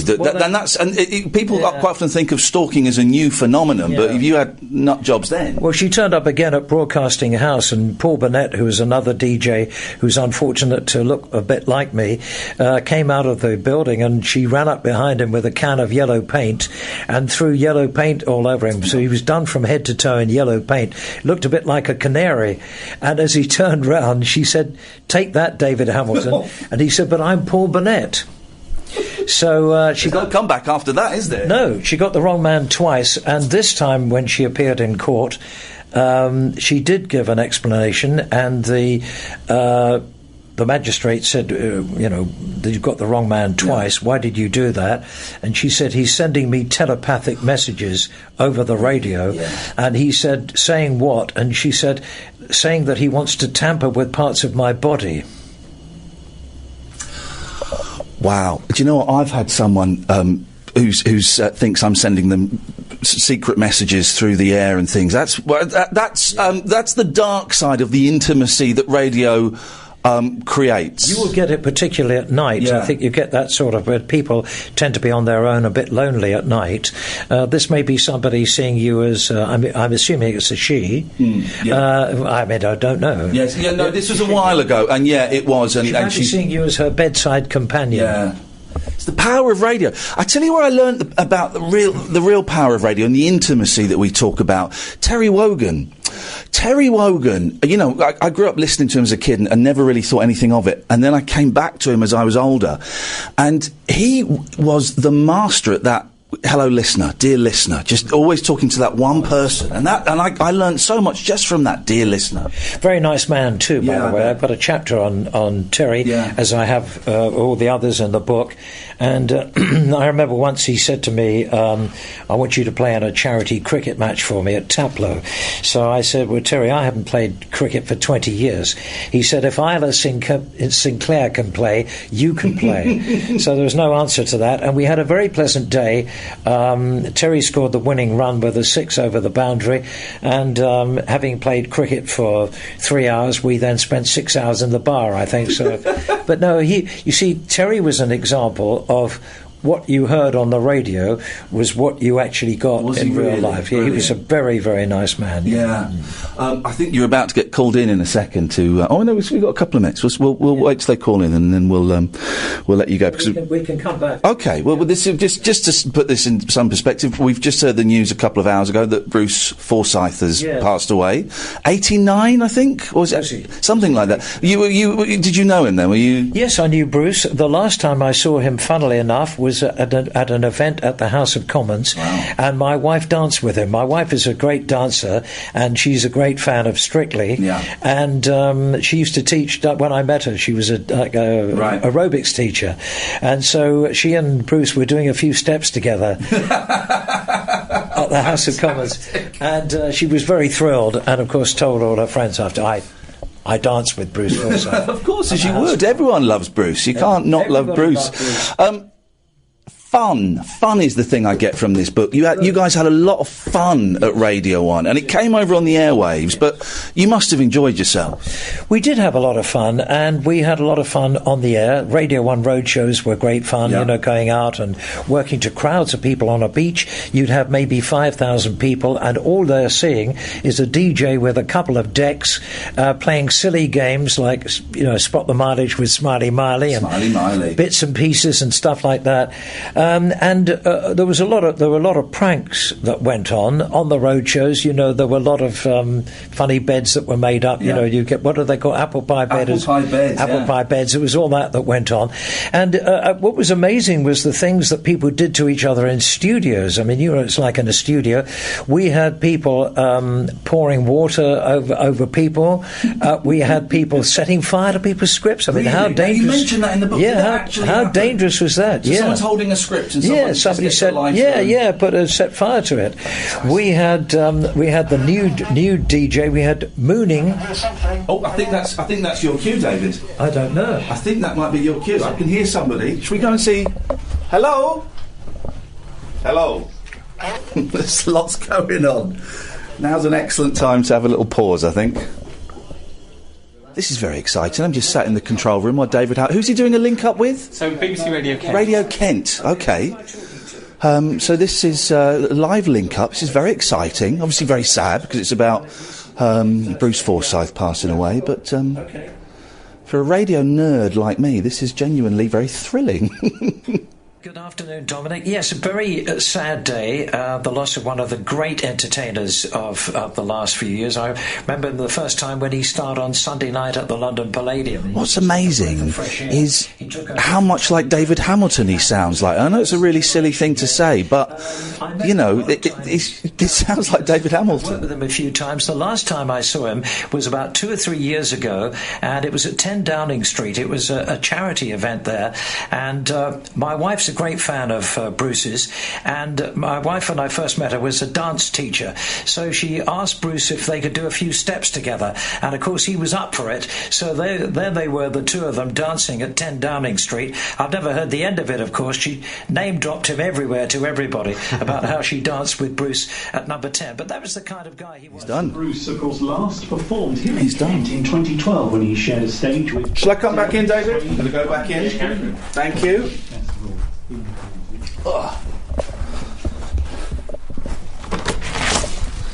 Do you know what? I'm so unprofessional. Did you hear it? I did hear it. You sounded so much like David Hamilton. It's remarkable. It's remarkable. Do you know what? And I left my phone in here, and I'm thinking, oh God, please, my phone mustn't ring. I told you catch me at a bad time because I'm completely cream crackered. I usually go home on a. I usually record these on a Thursday, but I had to change this week because I've been doing a rock and roll tour. Oh, did you know about that? No, tell me about the rock and roll tour. Go on. I've been doing a tour, a theatre tour now. This is the second year, called David Hamilton's Rock and Roll Back the Years. Wow. And what happened was there was a band that I worked with at the Palladium, a 5-piece band, excellent band called The Fugitives, and 2 girl singers and a guy singer, and they said to me all the kind of music that, for the rock and roll era, 60s really, mainly, and they said to me, why don't we do a tour together? So I thought we'll probably do about a dozen theatres, but this was our 40th show. Oh wow. Last Wednesday night we're in Minehead. So what is the show? What happens in it? Tomorrow, that's Saturday, we're going to be at Bromsgrove. Oh, right. So yeah, it's I compare. You're not singing, are you? Yeah, I do sing. Are you singing? I do really? sing. I do sing at the end. Oh, go on. Yeah, well, sing? I compared the show, and I tell not stories, but little anecdotes about. I mean, when we did the show in Minehead on Wednesday, it was the anniversary of Elvis's death, so we had an Elvis medley, and I talked about Elvis and what I'd said to you earlier about I was in Germany at the same time as him, and I mean, he's virtually the only person who sold over 1 billion records, which is incredible. Incredible. But then at the end, I come on and I sing Great Balls of Fire. Oh, there we go, you see. Well done. In the gold lame whistle. The thing is, anybody can sing rock and roll. It's not like a ballad where you've got sustained notes, you know. But when I first sang, I mean, I had sung in pantomime before, but when I first sang, when they said to me, "I want you to sing," I have to say I was nervous. What I was most nervous about was forgetting the words, because I hadn't done it very often. But as it's gone on, after 40 shows, I've sort of grown in confidence a bit, and I know ham it up, and I go a bit over the top. So I do the sort of the full Jess Conrad. There's a reference for the teenagers there. I hope you picked up on that. You talk about... You say you've done this long day-to-day and you've got all these live shows. You've always worked like that. I was really surprised to read in the book, you finish your radio show at 5 o'clock, you'd go home, have a wash, change your shirt, and then you'd go to Thames Television and do the links all evening. That's crazy. Yeah, I did. I came off there at 5. I had a flat at the time just behind the BBC in Hallam Street. Yeah. The Thames studio was in Euston Road. But you're quite right. I took the headphones off at 5 o'clock, went home, changed, put a smart whistle on. Drove down the road as you could in those days and actually parked the car on the Euston Road. Can you imagine that today? Leapt into the studios, bit of touch of the old 5 and 9, the Leichner, and on the air at First Link at 5:45. Wow. Yeah. Wow. Yeah. And also doing the cabaret shows as well that you were doing at discos and things, as well as doing the radio show, the TV work. Yeah. And it's incredible to see that you're still going at a similar pace now. A lot of things that people say to you ring bells with you, don't they? And in the 80s, I worked with the band Mud. Oh, okay. Yeah. Well, I didn't actually work with them. I was working in Ireland. I was touring in Ireland, and they were over there as well. And we met up at a hotel one evening, and we had a few drinks and dinner before our various shows. And they said to me in 1975, when we were number one in the charts with Tiger Feet and all the other hits that we had, we were asked to do a lot of gigs, and we couldn't be bothered. And they said, now we're doing all the gigs that we can for a quarter of the money we would have earned then. Yeah. So I listened and learned, and I thought, well, the answer is strike while the iron is hot, and do when there's a demand, do it. Yeah. So I did. The other thing I remember, you'll like this, was my first agent said to me, he said, "Let me give you a good piece of advice, son." He said, "In this business, take everything that's going, even if it's only a number 8 bus." And the thing is, it's so true because, I started off doing TV and I had quite a nice few years, and then you get fallow periods by the very nature of the fact that a lot of this business is based on fashion and trends. There are fallow periods. Yeah, well, there are, and then sometimes, like an old car, you come back into fashion again. You wait long enough. Look, forget me. Look at the pop groups. Think of groups like the Searchers and the bands like that. They were in the charts in the 60s, then suddenly by the 70s things have moved on, and now suddenly they're all doing the Solid Gold tours, and they're all back again. So you have a kind of lull, and then if you're lucky, you get a second wind. Well, David, I've got 2 boys who are 7 and 5. They've already been to see the Monkees, the Beach Boys. They're going to go and see the Zombies soon. It's amazing to see these 60s pop stars now in their 70s, but still doing the best shows they've ever done. Well, it's amazing when I look at our audiences. I mean, we were in Minehead on Wednesday night, and we had a lot of seniors, obviously, but some younger people as well. And there were young people in the audience singing along with "To Do Ron Ron," and they know all the words. Well, that's not the most complicated song to know all the words to. Met him on a Monday and my heart stood still. We mentioned the fun, and it comes across in the book. Let me get the book out so we can give it the full plug and the full title. The Golden Days of Radio 1, Hot Shots, Big Shots and Pot Shots, by David Hamilton. Do you like the subtitle, by the way? Yes, I do like the subtitle. Where did that come from? I didn't think of that, but Junior Campbell, who's a big pal of mine, who was in Marmalade, first Scottish band to have a UK number 1, I bought his house. That's another story on itself. But actually, there's a good Junior Campbell story with Paul McCartney. Paul McCartney wrote Oobla Dee Oobla Da. Beatles did it as an album track, never released it as a single. Marmalade had the hit single, so years later Junior Campbell met Paul McCartney for the first time, and Paul McCartney said, "Junior, thank you for taking my song to number 1." And Junior said, "Paul, thank you for paying for my house." Anyway, Junior and I are still good mates. The next person who paid for his house was me. I bought his house. And he came up with that title, Hot Shots. I used to call my records of the week Hamilton Hot Shots. And he came up with Hot Shots, Big Shots, and Pot Shots. So I hope he doesn't want royalties for that, but, you know... He'll be buying that house back. That's what we're going on. There's a picture of him in the book playing football for the... he was a guest player in the Radio 1 football team. And he was quite a good footballer, actually, Junior. Can I commend you as well for not shying away from Jimmy Savile? Because it's you know, he was a horrible man, obviously, but no one mentions the name anymore, and he's been airbrushed from history, and you don't, and you address the fact that what he did was heinous, and he was horrible, but you do talk about him, and I think that I was really surprised and was pleased to see that you did. He came across, you didn't meet him very much, but as a very arrogant, aloof individual. Well, one thing I decided, well, two things I decided, actually. First of all, I was not going to have a picture of him in the book. Yeah.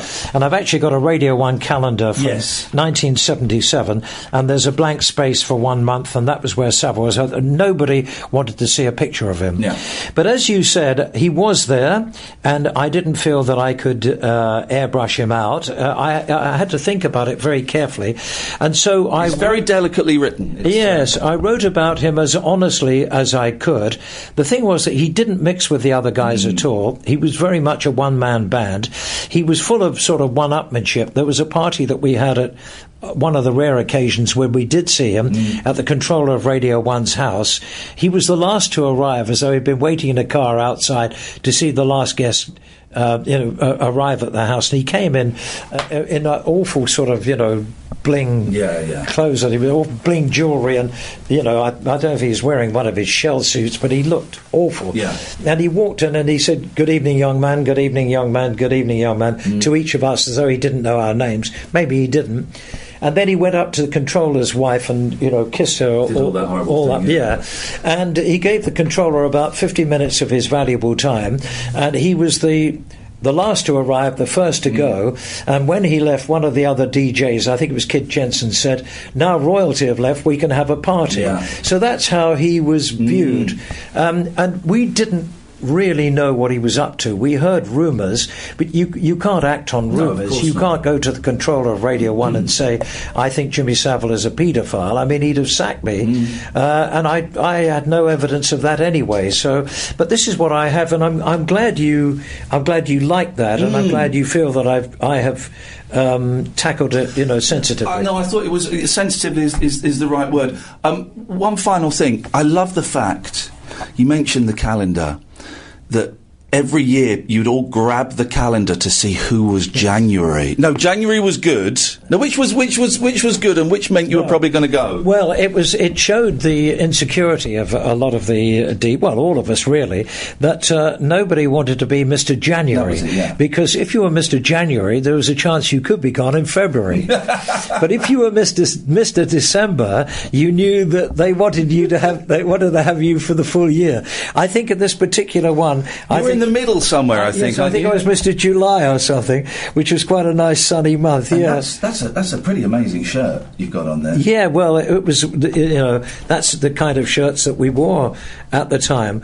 But there was a lot of camaraderie among the DJs, but there was a lot of rivalry as well. Of course, as there still is, and there's still a lot of insecurity. I'm terrified of, what's around the corner. Am I going to get the boot? I'm constantly plagued by it. At one point that I made in the book, Ian, is that, you are working in commercial radio. Commercial radio, as I discovered, is a different ballgame from the BBC. When I was at the BBC in those early days, we had 2-year contracts, which was quite rare. And also, because we had no rivals, we didn't have to worry about people pinching our audiences. But in commercial radio, you only need one bad set of listening figures and you can be gone. Oh, it's a numbers game completely. It's a numbers game. It's not always your fault. You know, there are lots of other contributing factors as well. So commercial radio was a different ball game. I'm glad I did both, because I wouldn't have learnt that much about radio if I'd only worked for the BBC. Listen, I'm going to let you go. I could talk to you all night, David, because I'm enjoying this, but I will let you go. Just tell us about where we are now. What is this? We are at a USP, and we're in Tavistock Square, and USP is an independent production company, and they produce programmes for a station called The Wireless, which is actually run by Age UK, and you can hear it on Age UK in Age UK shops around the country. Right. You go in there, it's playing. Okay, yes, and I go into Age UK shops. Do you? I love going through the vinyl in those records. Yes, well, we get wonderful. We've got a guy called Secret Shopper who it's not you, is it? Well, maybe. Who goes in there and reports back to us about things that he's bought and how the staff are. All very good reports. Yeah. And but also we're on DAB in London, so people can hear us on DAB radio in London. And I'm on every day. I'm on 7 days a week. But of course, they wouldn't pay for me to come in 7 days a week, so I record it. I'll be honest, I record it in one day. Please retire. Come on, give us younger guys a go, David. Come on. I've got a big one of those big round figures coming up next year, so that might be the time when perhaps I hang up my microphone. But you know what they say in this business: you don't retire; it retires you. Does. So don't. I'm teasing. Don't. It was such a joy. I know you were talking about Bruce Forsyth, and it's very sad. But I was in there hearing you through the speakers, and I did joke to the lad in there. He sounds just like David Hamilton. It's amazing, all these years later, you sound exactly the same, man. So don't give up. Keep going. Okay, well, if you say so, I will do. Such a pleasure to meet you, David. Thank you so much for your time. And the book is The Golden Days of Radio 1, Hot Shots, Big Shots and Pot Shots. It's a cracking read. On Amazon. Yes. Or the publisher, Ashwater Press. Look at you, you're a professional. $9.95, cheap at half the price. Thank you, David. It's been a pleasure. Thank you very much, Iain. Across the UK, online and on DAB. The wild man of late night radio, Iain Lee. Differently interesting nocturnal emissions from a legend of late night radio. On air and off the leash. The Late Night Alternative with Iain Lee on Talk Radio. We'll get you talking. Thank you. I'm live. It's 2 minutes past 12. It's Friday evening, just in case you thought this was pre-recorded. No. Thank you for all the nice comments. I was, I can't listen to myself, so I went out and sat in another room. But I saw on Twitter loads of you saying really, really nice things about that, and you enjoyed the David Hamilton interview. I'm glad you did. The book's a great read. The book is, I will warn you now, the book is slight. I read it in an afternoon, but I thoroughly enjoyed it, and I'm glad you enjoyed that chat. He's a nice guy. Like I said, afterwards, I thought he was a bit nervous at the start, and afterwards I went and met the other people who he works with at this radio station. It's a really cool setup they've got there, actually. He said, I was really worried you were going to prank me because I Googled you and I know what you've done in the past. And his team are going, he was terrified. So well done him for, he was right to be cautious because you just never know these days. And, well done him for doing it. I thoroughly enjoyed it. He was a really, really nice bloke and I felt very lucky to have spent, an hour and a half or so in his conversation, in his company. Very generous with his time. Right. Last hour of the show. Last hour of the week. Don't forget, I'm on Sunday mornings at 10 o'clock on Virgin. So I thought we'd try something different. Now, this might work. This might not work. I've got a feeling it might not. I've got a feeling it won't work. But I thought we might just try and phone up some foreign countries, kind of at random, and sort of see what's going on, and not do it in a pranky sort of way. Speaking of which, hello, Noel. Hello, Noel. Oh, hi. Yes? Can you hear me? Yes, I can, Noel. I'm waiting for you to say something. Oh, right, okay. I've got to declare an interest here. I'm actually run David Hamilton's Facebook group. Oh, hey, Noel. How you doing, man? I'm all right, thank you very much, Iain. I just thought that was a fantastic interview. Oh, bless you. needless to say, I've recorded every single one of his interviews, and I've got to say that is the best. Oh! Absolutely. Really? Oh, no, you flatter me too much. He just did one with the great David Lloyd as well, which is brilliant. How did you get involved with David then? Well, I used to listen. I'm a bit of an old bloke, really, but I used to listen to him when I was at my boarding school. I used to bunk off games to listen to his radio show. Oh, wowzers. There you go, you see. There you go. But I want to come to something a little bit controversial. Uh-oh. Can I tell you about an email that he sent me yesterday? And I know he won't, Yes. But he sent me, he's very upset because he's been left out of the Radio 1 Vintage celebrations. Oh, you're joking?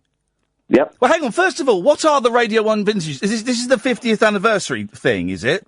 Yeah, absolutely, spot on. And virtually everyone who is still alive that had any part in Radio 1, including Rob DeBank and somebody called Emily and Colin or something. Yeah. These are people who are obviously more recent. Yes. Has got a show, and they've got a pop-up station coming up. Oh, and they've not got David in?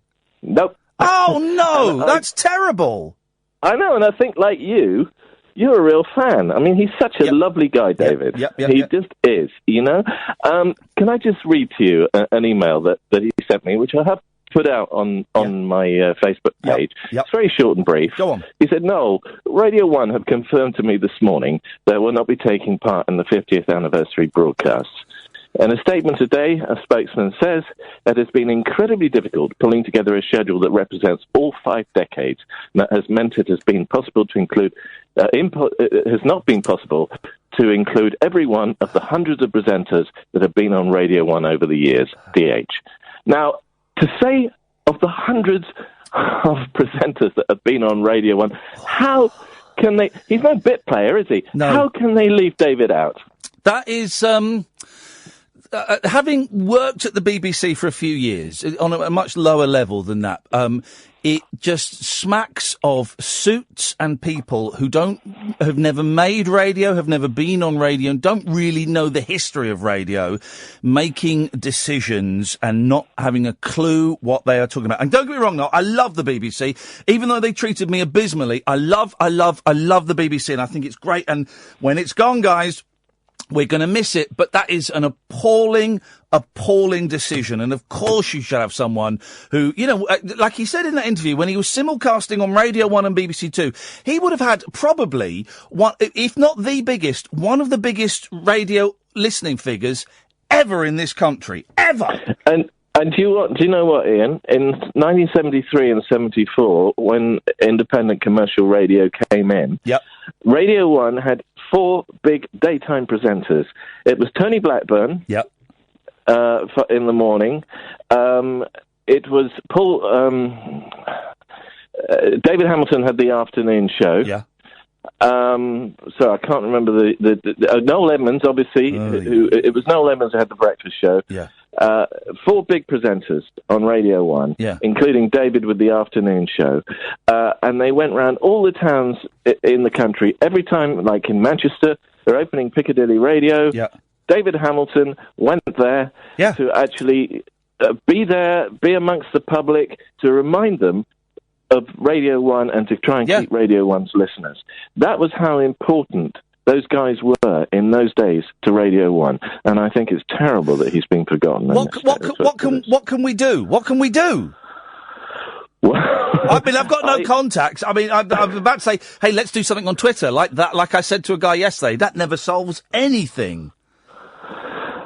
Well, clearly, obviously, they've written the letter now. I think probably most of this stuff is pre-recorded. Oh, man. It's a done deal. It's done and dusted. But I know how David is feeling about this, and I think it's just appalling. I really do. That's really lousy. I'm very angry, and I'm very disappointed. That's lousy. Two questions, right? First of all, what's his Facebook page? Because I tried to find it earlier and I couldn't. Right, okay. Well, it's David Hamilton's Hot Shots. Oh, David Hamilton's Hot Shots. Maybe I did see that earlier on. Maybe I did see that. And I was a bit... Yeah, we've had a bit of a problem accessing it. I'm joining it. Will that be good? Of course, I've joined it. I've joined it. Okay, I have joined that. Secondly, this is a question. This might sound a bit weird. Your last name's not Walker, is it? No, it's Tyrrell. You really sound like Johnny Walker. Thank you. Yeah. A lot. Has anyone ever said that before? No, they haven't. That's interesting that you should say that. But I do know that Johnny is a great fan of David too. Yeah. And I think he said something very nice about David's book when he had a spread in one of the Sunday papers. Yeah. Quite recently. Yeah. So yeah. Mate, listen. No, I'm not Johnny Walker. Okay, you really, really sound like him. And I was thinking all the way through, he sounds like someone. Who is it? And it was literally in the last 30 seconds it came to me. No, listen, mate, I've joined your page.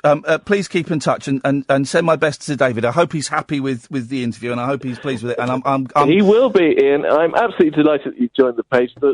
This whole show will be recorded and on the page. Well, listen, tomorrow morning. Listen, do that. But also, that whole last 40 minutes that will go out as a podcast as well, so people can download it as well. And I'll send you the link and stuff. So, absolutely, we need to kind of interact with this because, I mean, as you clearly said, I mean, considering David's age, which we won't mention, but he's got a big one coming up next year. Yeah. He sounds just the same now as he ever did. It's terrifying. It's terrifying. And I just sat there giggling at him. And you could see him looking, kind of thinking, why is he laughing? I said, you just sound like David Hamilton. I know, and he spreads this sort of angel dust of happiness everywhere he goes. He is Mr. Fun, Mr. Radio. There is no other like David Hamilton. I know I'm biased, but you know, he is incredible. No, really nice to talk to you, mate. Thanks for calling in. I appreciate it. That's all right. Cheers, Ian. Thank you. There we go. What a nice man. And that's mean, isn't it? That's mean-spirited. The 50th anniversary of Radio 1, they can't even squeeze in David Hamilton.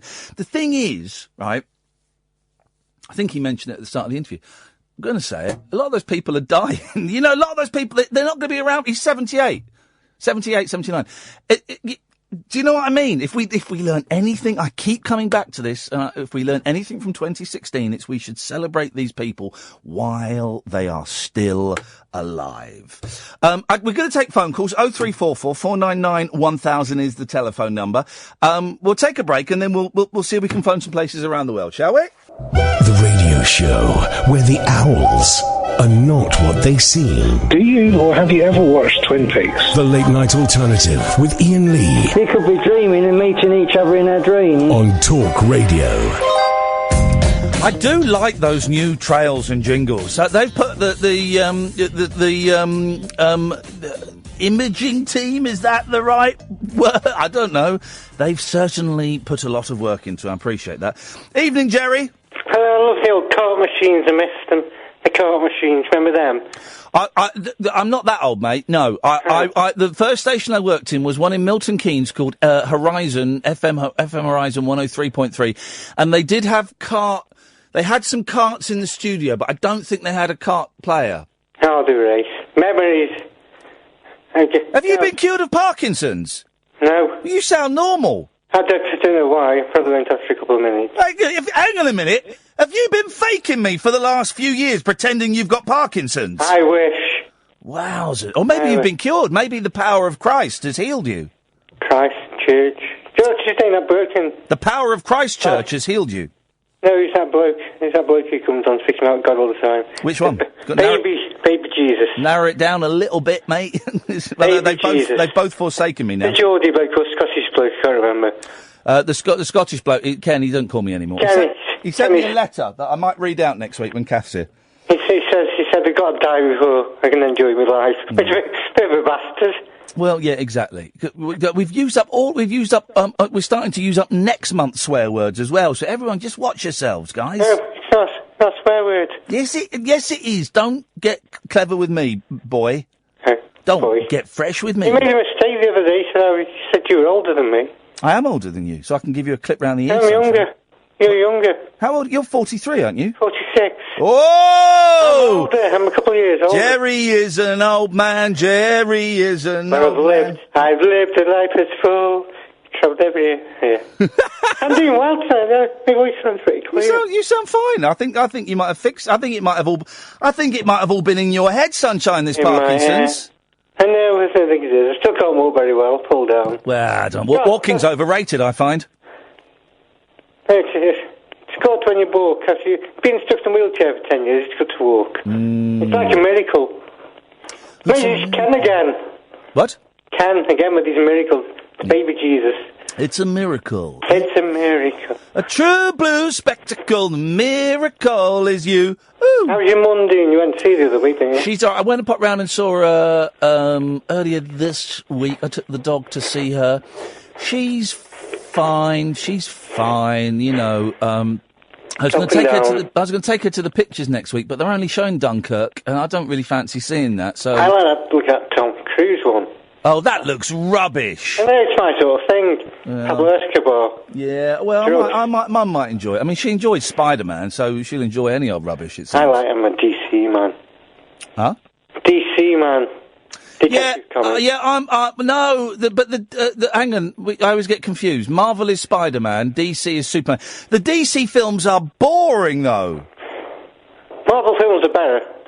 Marvel films are better. The Marvel films are great. Although I did enjoy Wonder Woman. Haven't seen that. Yeah, it's good, man. I had a little program with what's her name in? Linda Carter. Linda Carter. I was surprised that Linda Carter wasn't in the movie, not as Wonder Woman, but as someone. I don't know. Well, she's not. Trust me, buddy, she's not. Gerry, I'm going to cut you off because I'm going to phone around the world. Take care, bye. Tutty bye. Right, so we'll phone around the world. I feel exotic. Should we try China? I've not planned this, so this could be right. First of all, we go on to Google, dialing code for China. That's what we need. Dialing code for China is plus 86. China. What's the timing, China?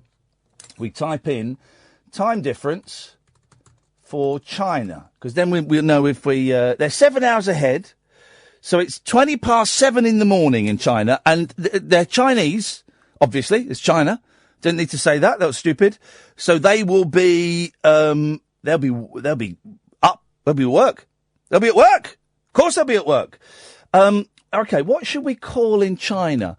Let's call a restaurant in Beijing. There we go. Let's find it. Oh no, there we go. Is that in China? Oh, no, it opens at 11. Oh, they don't open until a bit later. Hang on. There are places here. Opens at 11. Dali Courtyard, Beijing Dadong.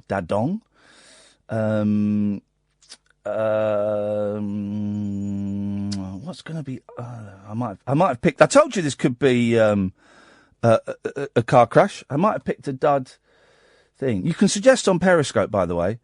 Okay, so if a restaurant in Beijing is closed, what's going to be open at 7:30 in the morning on a Saturday in Beijing?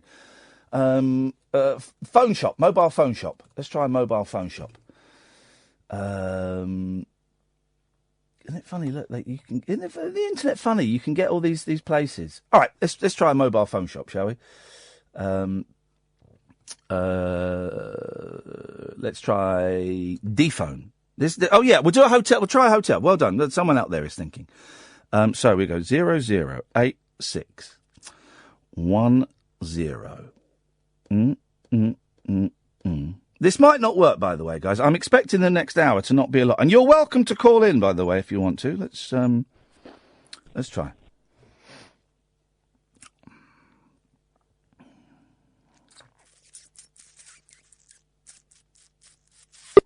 Oh, no, that's gone. All right, let's try a hotel in Beijing.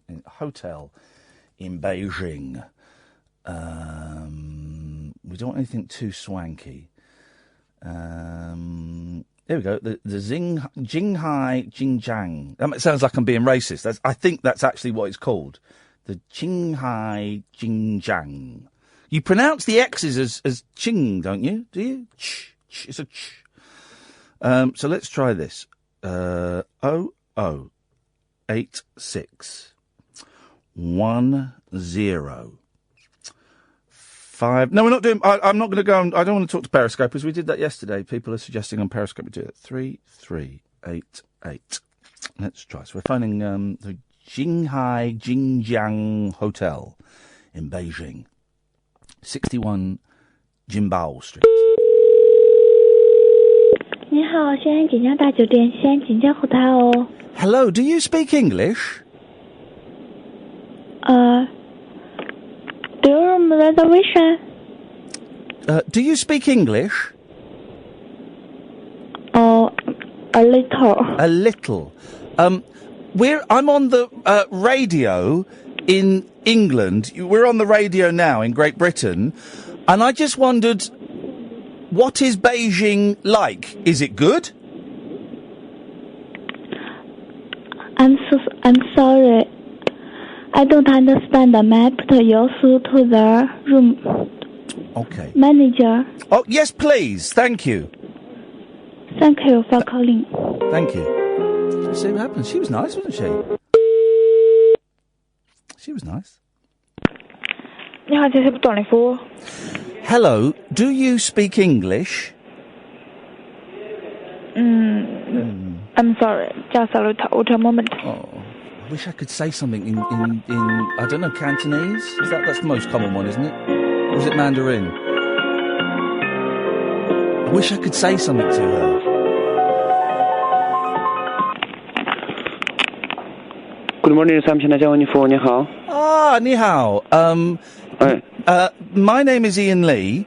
We are on the radio in the United Kingdom, and I was just wondering what Beijing is like today. Is Beijing good? Yeah. And have you lived in Beijing? 'Cause it's a hard J. Have you lived in Beijing all your life? Just a moment. Okay. I think we may be going nowhere with this. I think we may be going nowhere with this one. Maybe. Oh, do we? No, let's. I don't want to. I'm not doing this to humiliate them. This isn't meant to be a humiliation. It's maybe China. I've been to Beijing. It's nice there. Is Beijing where they have Tiananmen Square? Because I went there. But Tiananmen Square was all fenced off. They built a wall around it, a wooden, what do you call it? Fence. Fence, that's the word, isn't it? So you couldn't see Tiananmen Square. But I saw the Forbidden City, the Lost City.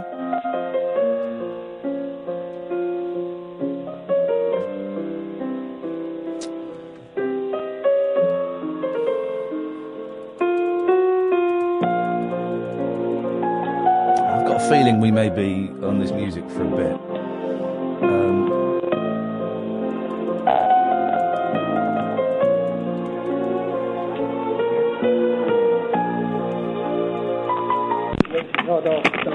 Good morning, reception. Hello, yes. We are on the radio in the United Kingdom, and I was just wondering, what is Beijing like today? Please pardon, sir. Slowly.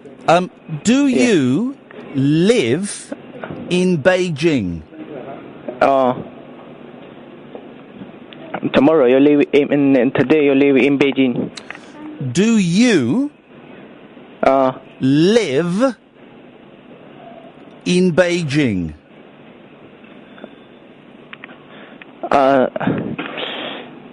We will live in Beijing. We'll leave it there. Thank you very much for your time. Thank you. Bye-bye. Oh, okay. Thank you. Bye-bye. Bye-bye. That was nice. Okay. Someone suggested something on Periscope that is... We'll do one more foreign language country, and then we'll do America. We'll do America. Someone suggested something deliciously interesting. And I wonder, on Periscope...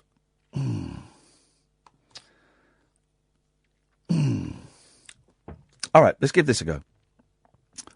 See if you recognise the dialling code. 008502381. This one might get me killed. This one might get... Oh, I did the wrong number, sorry. 00850 381. This one could be a little bit. Oh, the dial failed, not found. Let me try another one. Let's try this one. Hang on a second. 00850. It's not the ISIS press office, you muppets.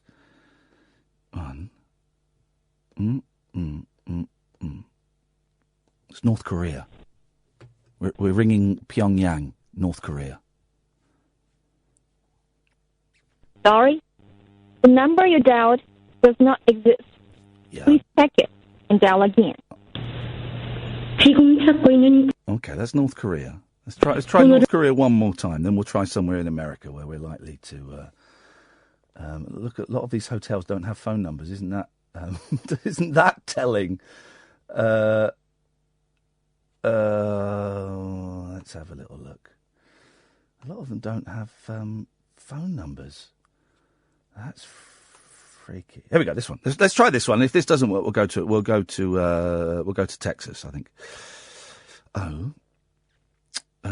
2.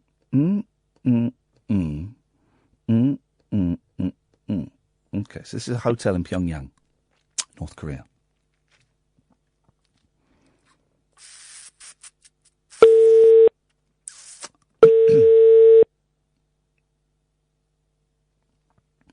Wait. Hello, do you speak English? Hello? Hello, do you speak English? They've gone. They hung up there. Okay. Well, that's. You know what? It's probably best that we don't get involved with those guys. I don't want to.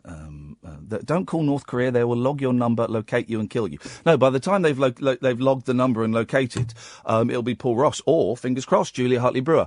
0344 499 1000 if you want to give us a call. I'll find somewhere in Texas in a second. Let's have a quick break.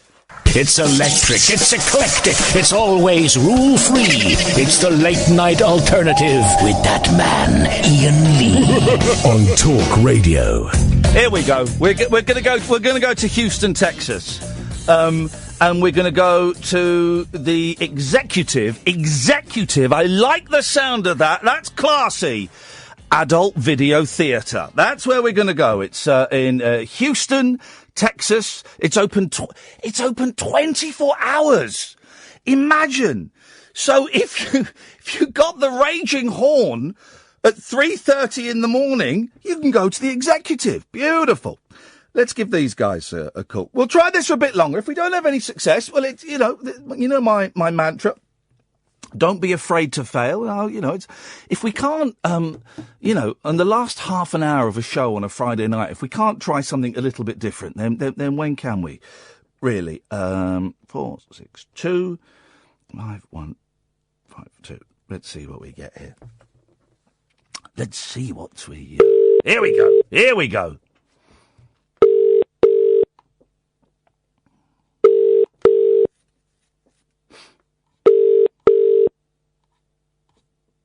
Executive Video. Hey, man, how are you doing? How can I help you? Yeah, my name is Iain Lee. We're on the radio right now in the United Kingdom, and we're calling around the world just to see what's kind of happening in your area. And he's hung up on me. Now, isn't there a big storm in Texas? Isn't there a hurricane in Texas? So Texas would be an interesting thing. Here we go. We'll go to a video game store. These are my people. I speak their language. 001 281. I speak their language. 281 118. Here we go. Let's speak to gamers. Let's speak to gamers. This is it. We're in.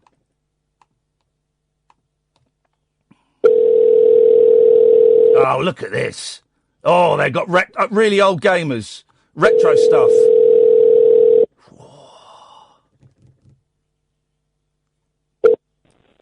Hi, thank you for calling Game Bros, where we buy, sell, and trade video games and consoles. If you're calling your normal business hours, please try again later. You've reached our voicemail, and we might be on the other line. We're open Monday through Saturday, 10 till 9, and Sunday, 11 till 7. We don't check our voicemail, so please don't leave us one. You can try back later, or you can leave us a message on Facebook, and we will get back to you. Oh, man alive. I really wanted to speak to those guys. This could be a busted flush, guys.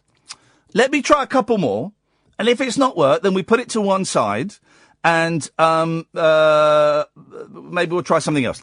Let's try this. I really want to speak to someone in Texas, though. 713 7. I don't know why I'm hiding the phone numbers. I mean, you know, I'm just finding them on Google, but it's a polite thing to do. This is the Adult Video Megaplex West. Not to be confused with the Adult Video Megaplex East.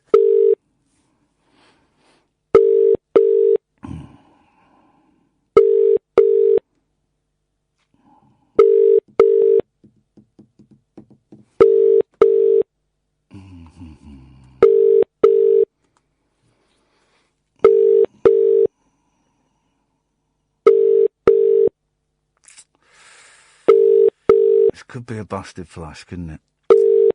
Oh well, you got to try these things, you know. Okay, they're not gonna. Let me try a couple more. Let's try a couple more. I tell you what, we'll try 3 more, right? If we don't get anything with the 3, then we'll call it quits and we'll say it didn't work. We'll try it again another day. Let's try another video game store because these are my people. 6, 8. These are my people. Game over video games. This is Jessiah. How can I help you? Hey, Jessiah. My name is Iain. Hey, how's it going, man? Yeah, it's good, thank you, man. Listen, I hope you don't mind. I'm in the UK, and right now we're live on Talk Radio in the UK. Is that okay? I think that's fine. Listen, first of all, I'm a huge video gamer, so I just want to be a bit geeky in a second. But I just wanted to check in and see how the weather is over there, because you've got a big hurricane. Is that coming? Yeah, right now it's not even raining. It's been raining off and on all day. Yeah. But yeah, we'll see. It's supposed to get really big tonight, bad tonight / tomorrow morning, and then continue to rain for like 3 or 4 days. But it keeps changing. Oh, okay. What they say is going to happen, but that's last time I checked. That's So what is it now? It's about 6:30 in the evening over there, is it? Yeah, it is about 6:35 here. And how close is it expected to come to where you are now? The eye of it is supposed to be south of us, and we are getting kind of just the top right of it. Okay. The northeast side of it. And it's just going to float over us for a while, is my understanding, and just drop a ton of rain. You make it sound so poetic. It's just going to float over us for a while. I've got to put it like that. It's actually pretty scary. Yeah, I bet. And what are you planning to do? Are you opening up the store tomorrow, or is everything kind of shutting down?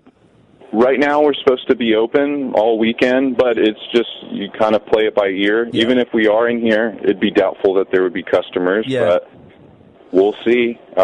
We have handheld games and stuff, so if people's power goes out, they might be looking for a way to game without their console. So I love it. I'm looking at your website now, gameovervideogames.com. You do like retro stuff as well, do you? Is that kind of the main thing? That's the main part of our store, is going to be the retro stuff. And then we do all pre-owned and console gaming, so no PC gaming or anything here, but that's really our only criteria, is that it's console gaming.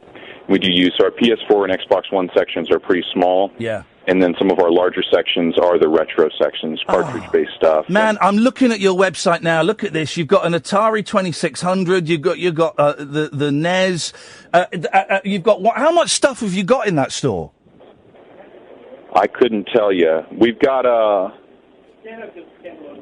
as much as we can have. Some of the more obscure stuff, sometimes those sections dwindle to 0 items. Yeah. And then one collector will decide he doesn't want his stuff, and he'll bring it all in, and then we'll have a huge selection of, let's say, TurboGrafx 16 games or Virtual Boy games or any of those really obscure. But then when they sell, we'll have nothing in those sections for sometimes as much as a few years. Never really that long, but and how's because this? I'm of an age. I'm 44, so I was, you guys had the ZX Spectrum over there, didn't you, in the 80s? The Sinclair Spectrum. That is something that I'm not too familiar with. Okay. Well, you're a young man, but I've been playing games for ages. I've got two young lads, and we've got Xbox One, and they love playing their Lego games. But they love it when I get out the old consoles and the old handheld consoles. There's a big business for retro games, isn't there? Yeah, I think that a lot of that, especially for how you said you've got kids. Yeah. How old are they? They're 7 and 5.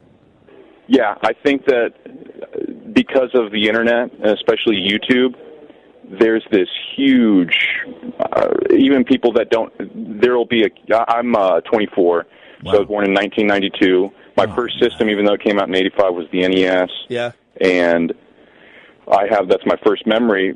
I've been playing those games forever. There's kids that'll come in here that definitely didn't grow up on that stuff, and they'll know more about the game than I do, just because of the internet and the information that's available on there. They'll tell me about some secret thing that I never knew about, and it's because of the internet. You must have, that must be the dream job for you, isn't it, working in a game store? I would not come into work if I didn't have to, so it is a job. Yeah. But, yeah, as far as jobs go, it's one of the best.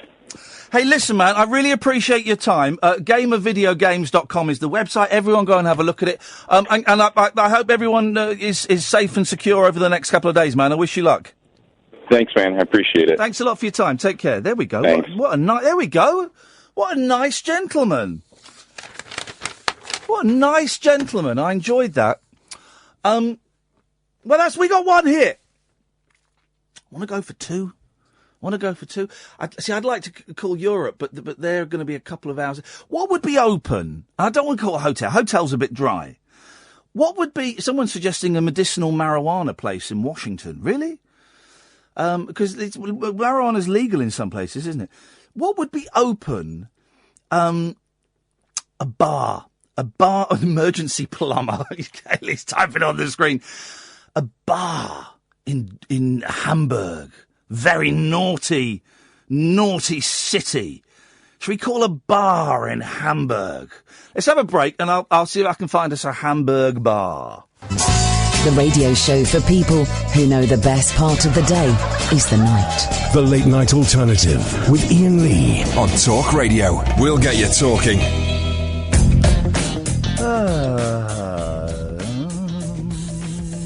Okay, let's try bar in Hamburg, and I found Paddy's bar. That sounds all right, doesn't it? Let's try that. This is something to do, isn't it? You maybe we should quit while we're ahead. But 8, 6, 5, 4.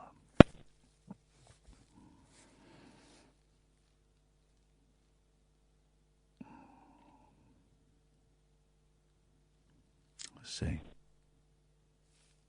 I get that number right? I can hear it clicking.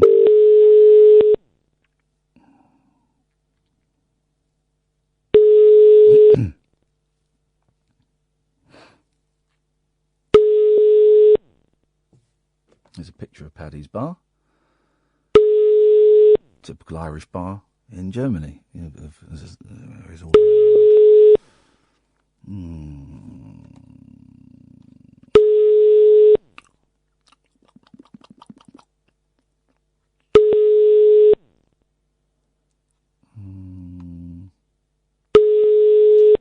right, they're not going to answer. Let's try one more.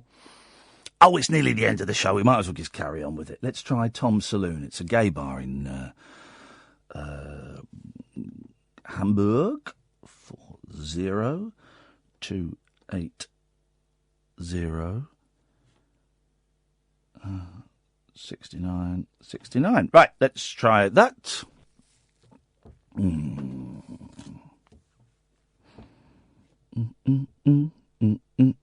Oh, no, where did that go? Let's try that again. 49.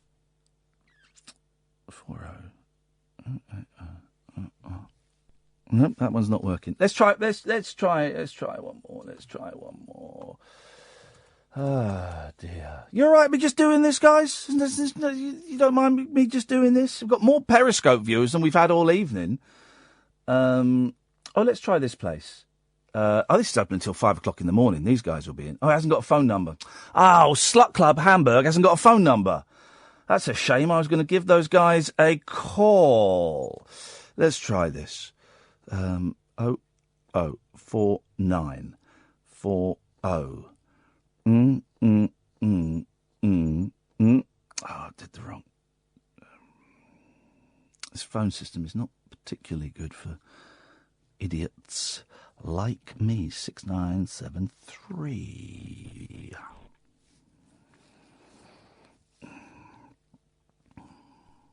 No, for some reason it's not enjoying the German calls. That's disappointing. All right, let's try this one. 4940. 0184. Phone out radio, you see, guys? Phone out radio. The German phone numbers aren't working. All right, let's try gay bar in Barcelona. Well, I won't particularly want to speak to a gay bar, but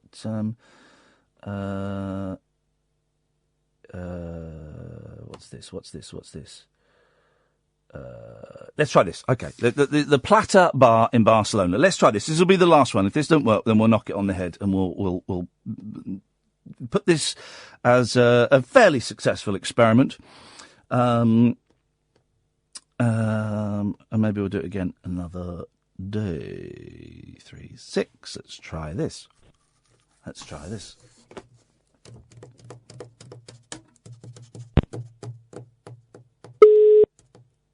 Here we go. Here we go. The Plata Bar. Plata Bar? Hello, do you speak English? Yeah, tell me. Hello. My name is Iain. I am calling you from the United Kingdom. We are on Talk Radio right now. Yeah, so just a second, please. Yes. Es un chico habla inglés y era un pelín rapidito. Hablando de United Kingdom. Hello? Hello. May I help you? Yes, you can. I wonder if you can. My name is Iain. I'm calling from England, Great Britain. We're on the radio now. I just wondered what was happening in your bar tonight. What's happening in my bar tonight? Yeah, what's so special about the Plata Bar this evening? Cocktails, mojitos. It's a special night of mojitos. Aye. And do you have entertainment there? No. We don't have right now entertainment. Okay. It's more relaxed. Okay. I can see it now. I'm on your Facebook page and I can see it. It looks very classy. It sounds like people are having fun as well. Yeah, I guess. I hope. No, it sounds good. How is business going? Are you busy? A little. Wait. Espera, que estoy en la radio en United States, en England. Yeah. Who's that kissing you? Guy, do you want to talk with him? Yeah, let's talk to him. Habla en la radio de Inglaterra. Hello, how are you? I am very well. How are you? It's Maximiliano speaking. How are you? I'm very, very well. Unfortunately, I don't speak. My ex-boyfriend is a very big boss at Antenna Radio in London. How are you? Your ex-boyfriend has got big balls? Exactly. Huge cojones. It is the Parker family. The Parker family have got big balls. Exactly. Exactly. Well, you're on the radio now in London.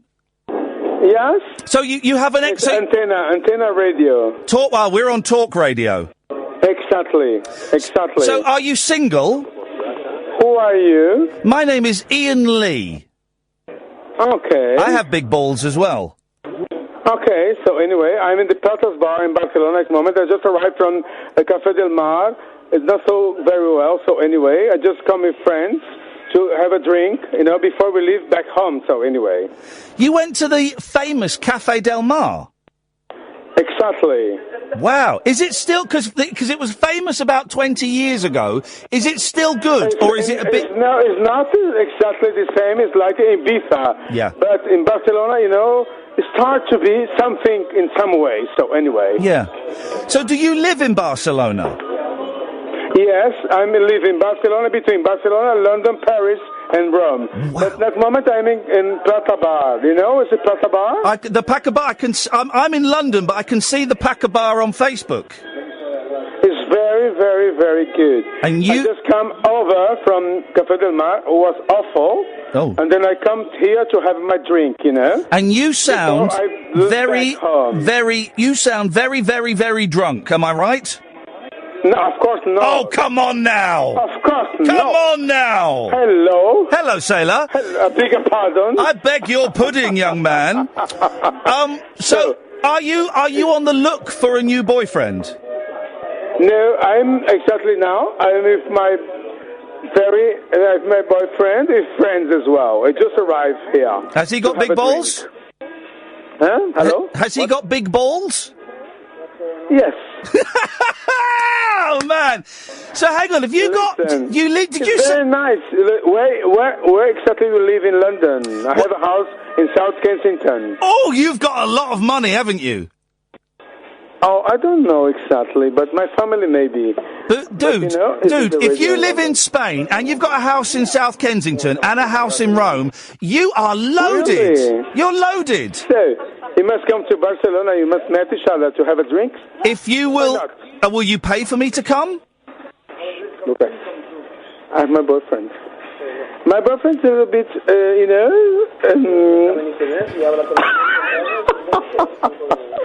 So, is your boyfriend getting jealous? A little bit. Good, yeah. good. I give you back to Tony. Thank to the you. Plaza Bar, okay? Have a good evening. Exactly. Thank you very much. Bye-bye. I see you in London. Oh, you come anytime, sir. Hello? Is he a regular customer? Yeah. He's one of my favorite customers. He is lovely, although he seems obsessed with big balls. He's upset about with big balls? He kept talking about his ex-boyfriend had big balls. I don't know. Hey, listen, man. If some of my listeners, they might be coming to Barcelona. Where is the Plata Bar if they want to come and have a drink there? It's in the center of the city. It's in Conseil de Seine, 233. You're a legend. Thank you so much for your time, Tony. In the center of the gay area. Beautiful. Thanks for your time, mate. Take care. Thank you, too. Thank you. Bye-bye. There we go. I consider that a resounding success. Wasn't that lovely? Wasn't that lovely? Put both those in the podcast as well. I don't know what's in the podcast. Do whatever. I don't care. Wasn't that lovely? Oh, that worked.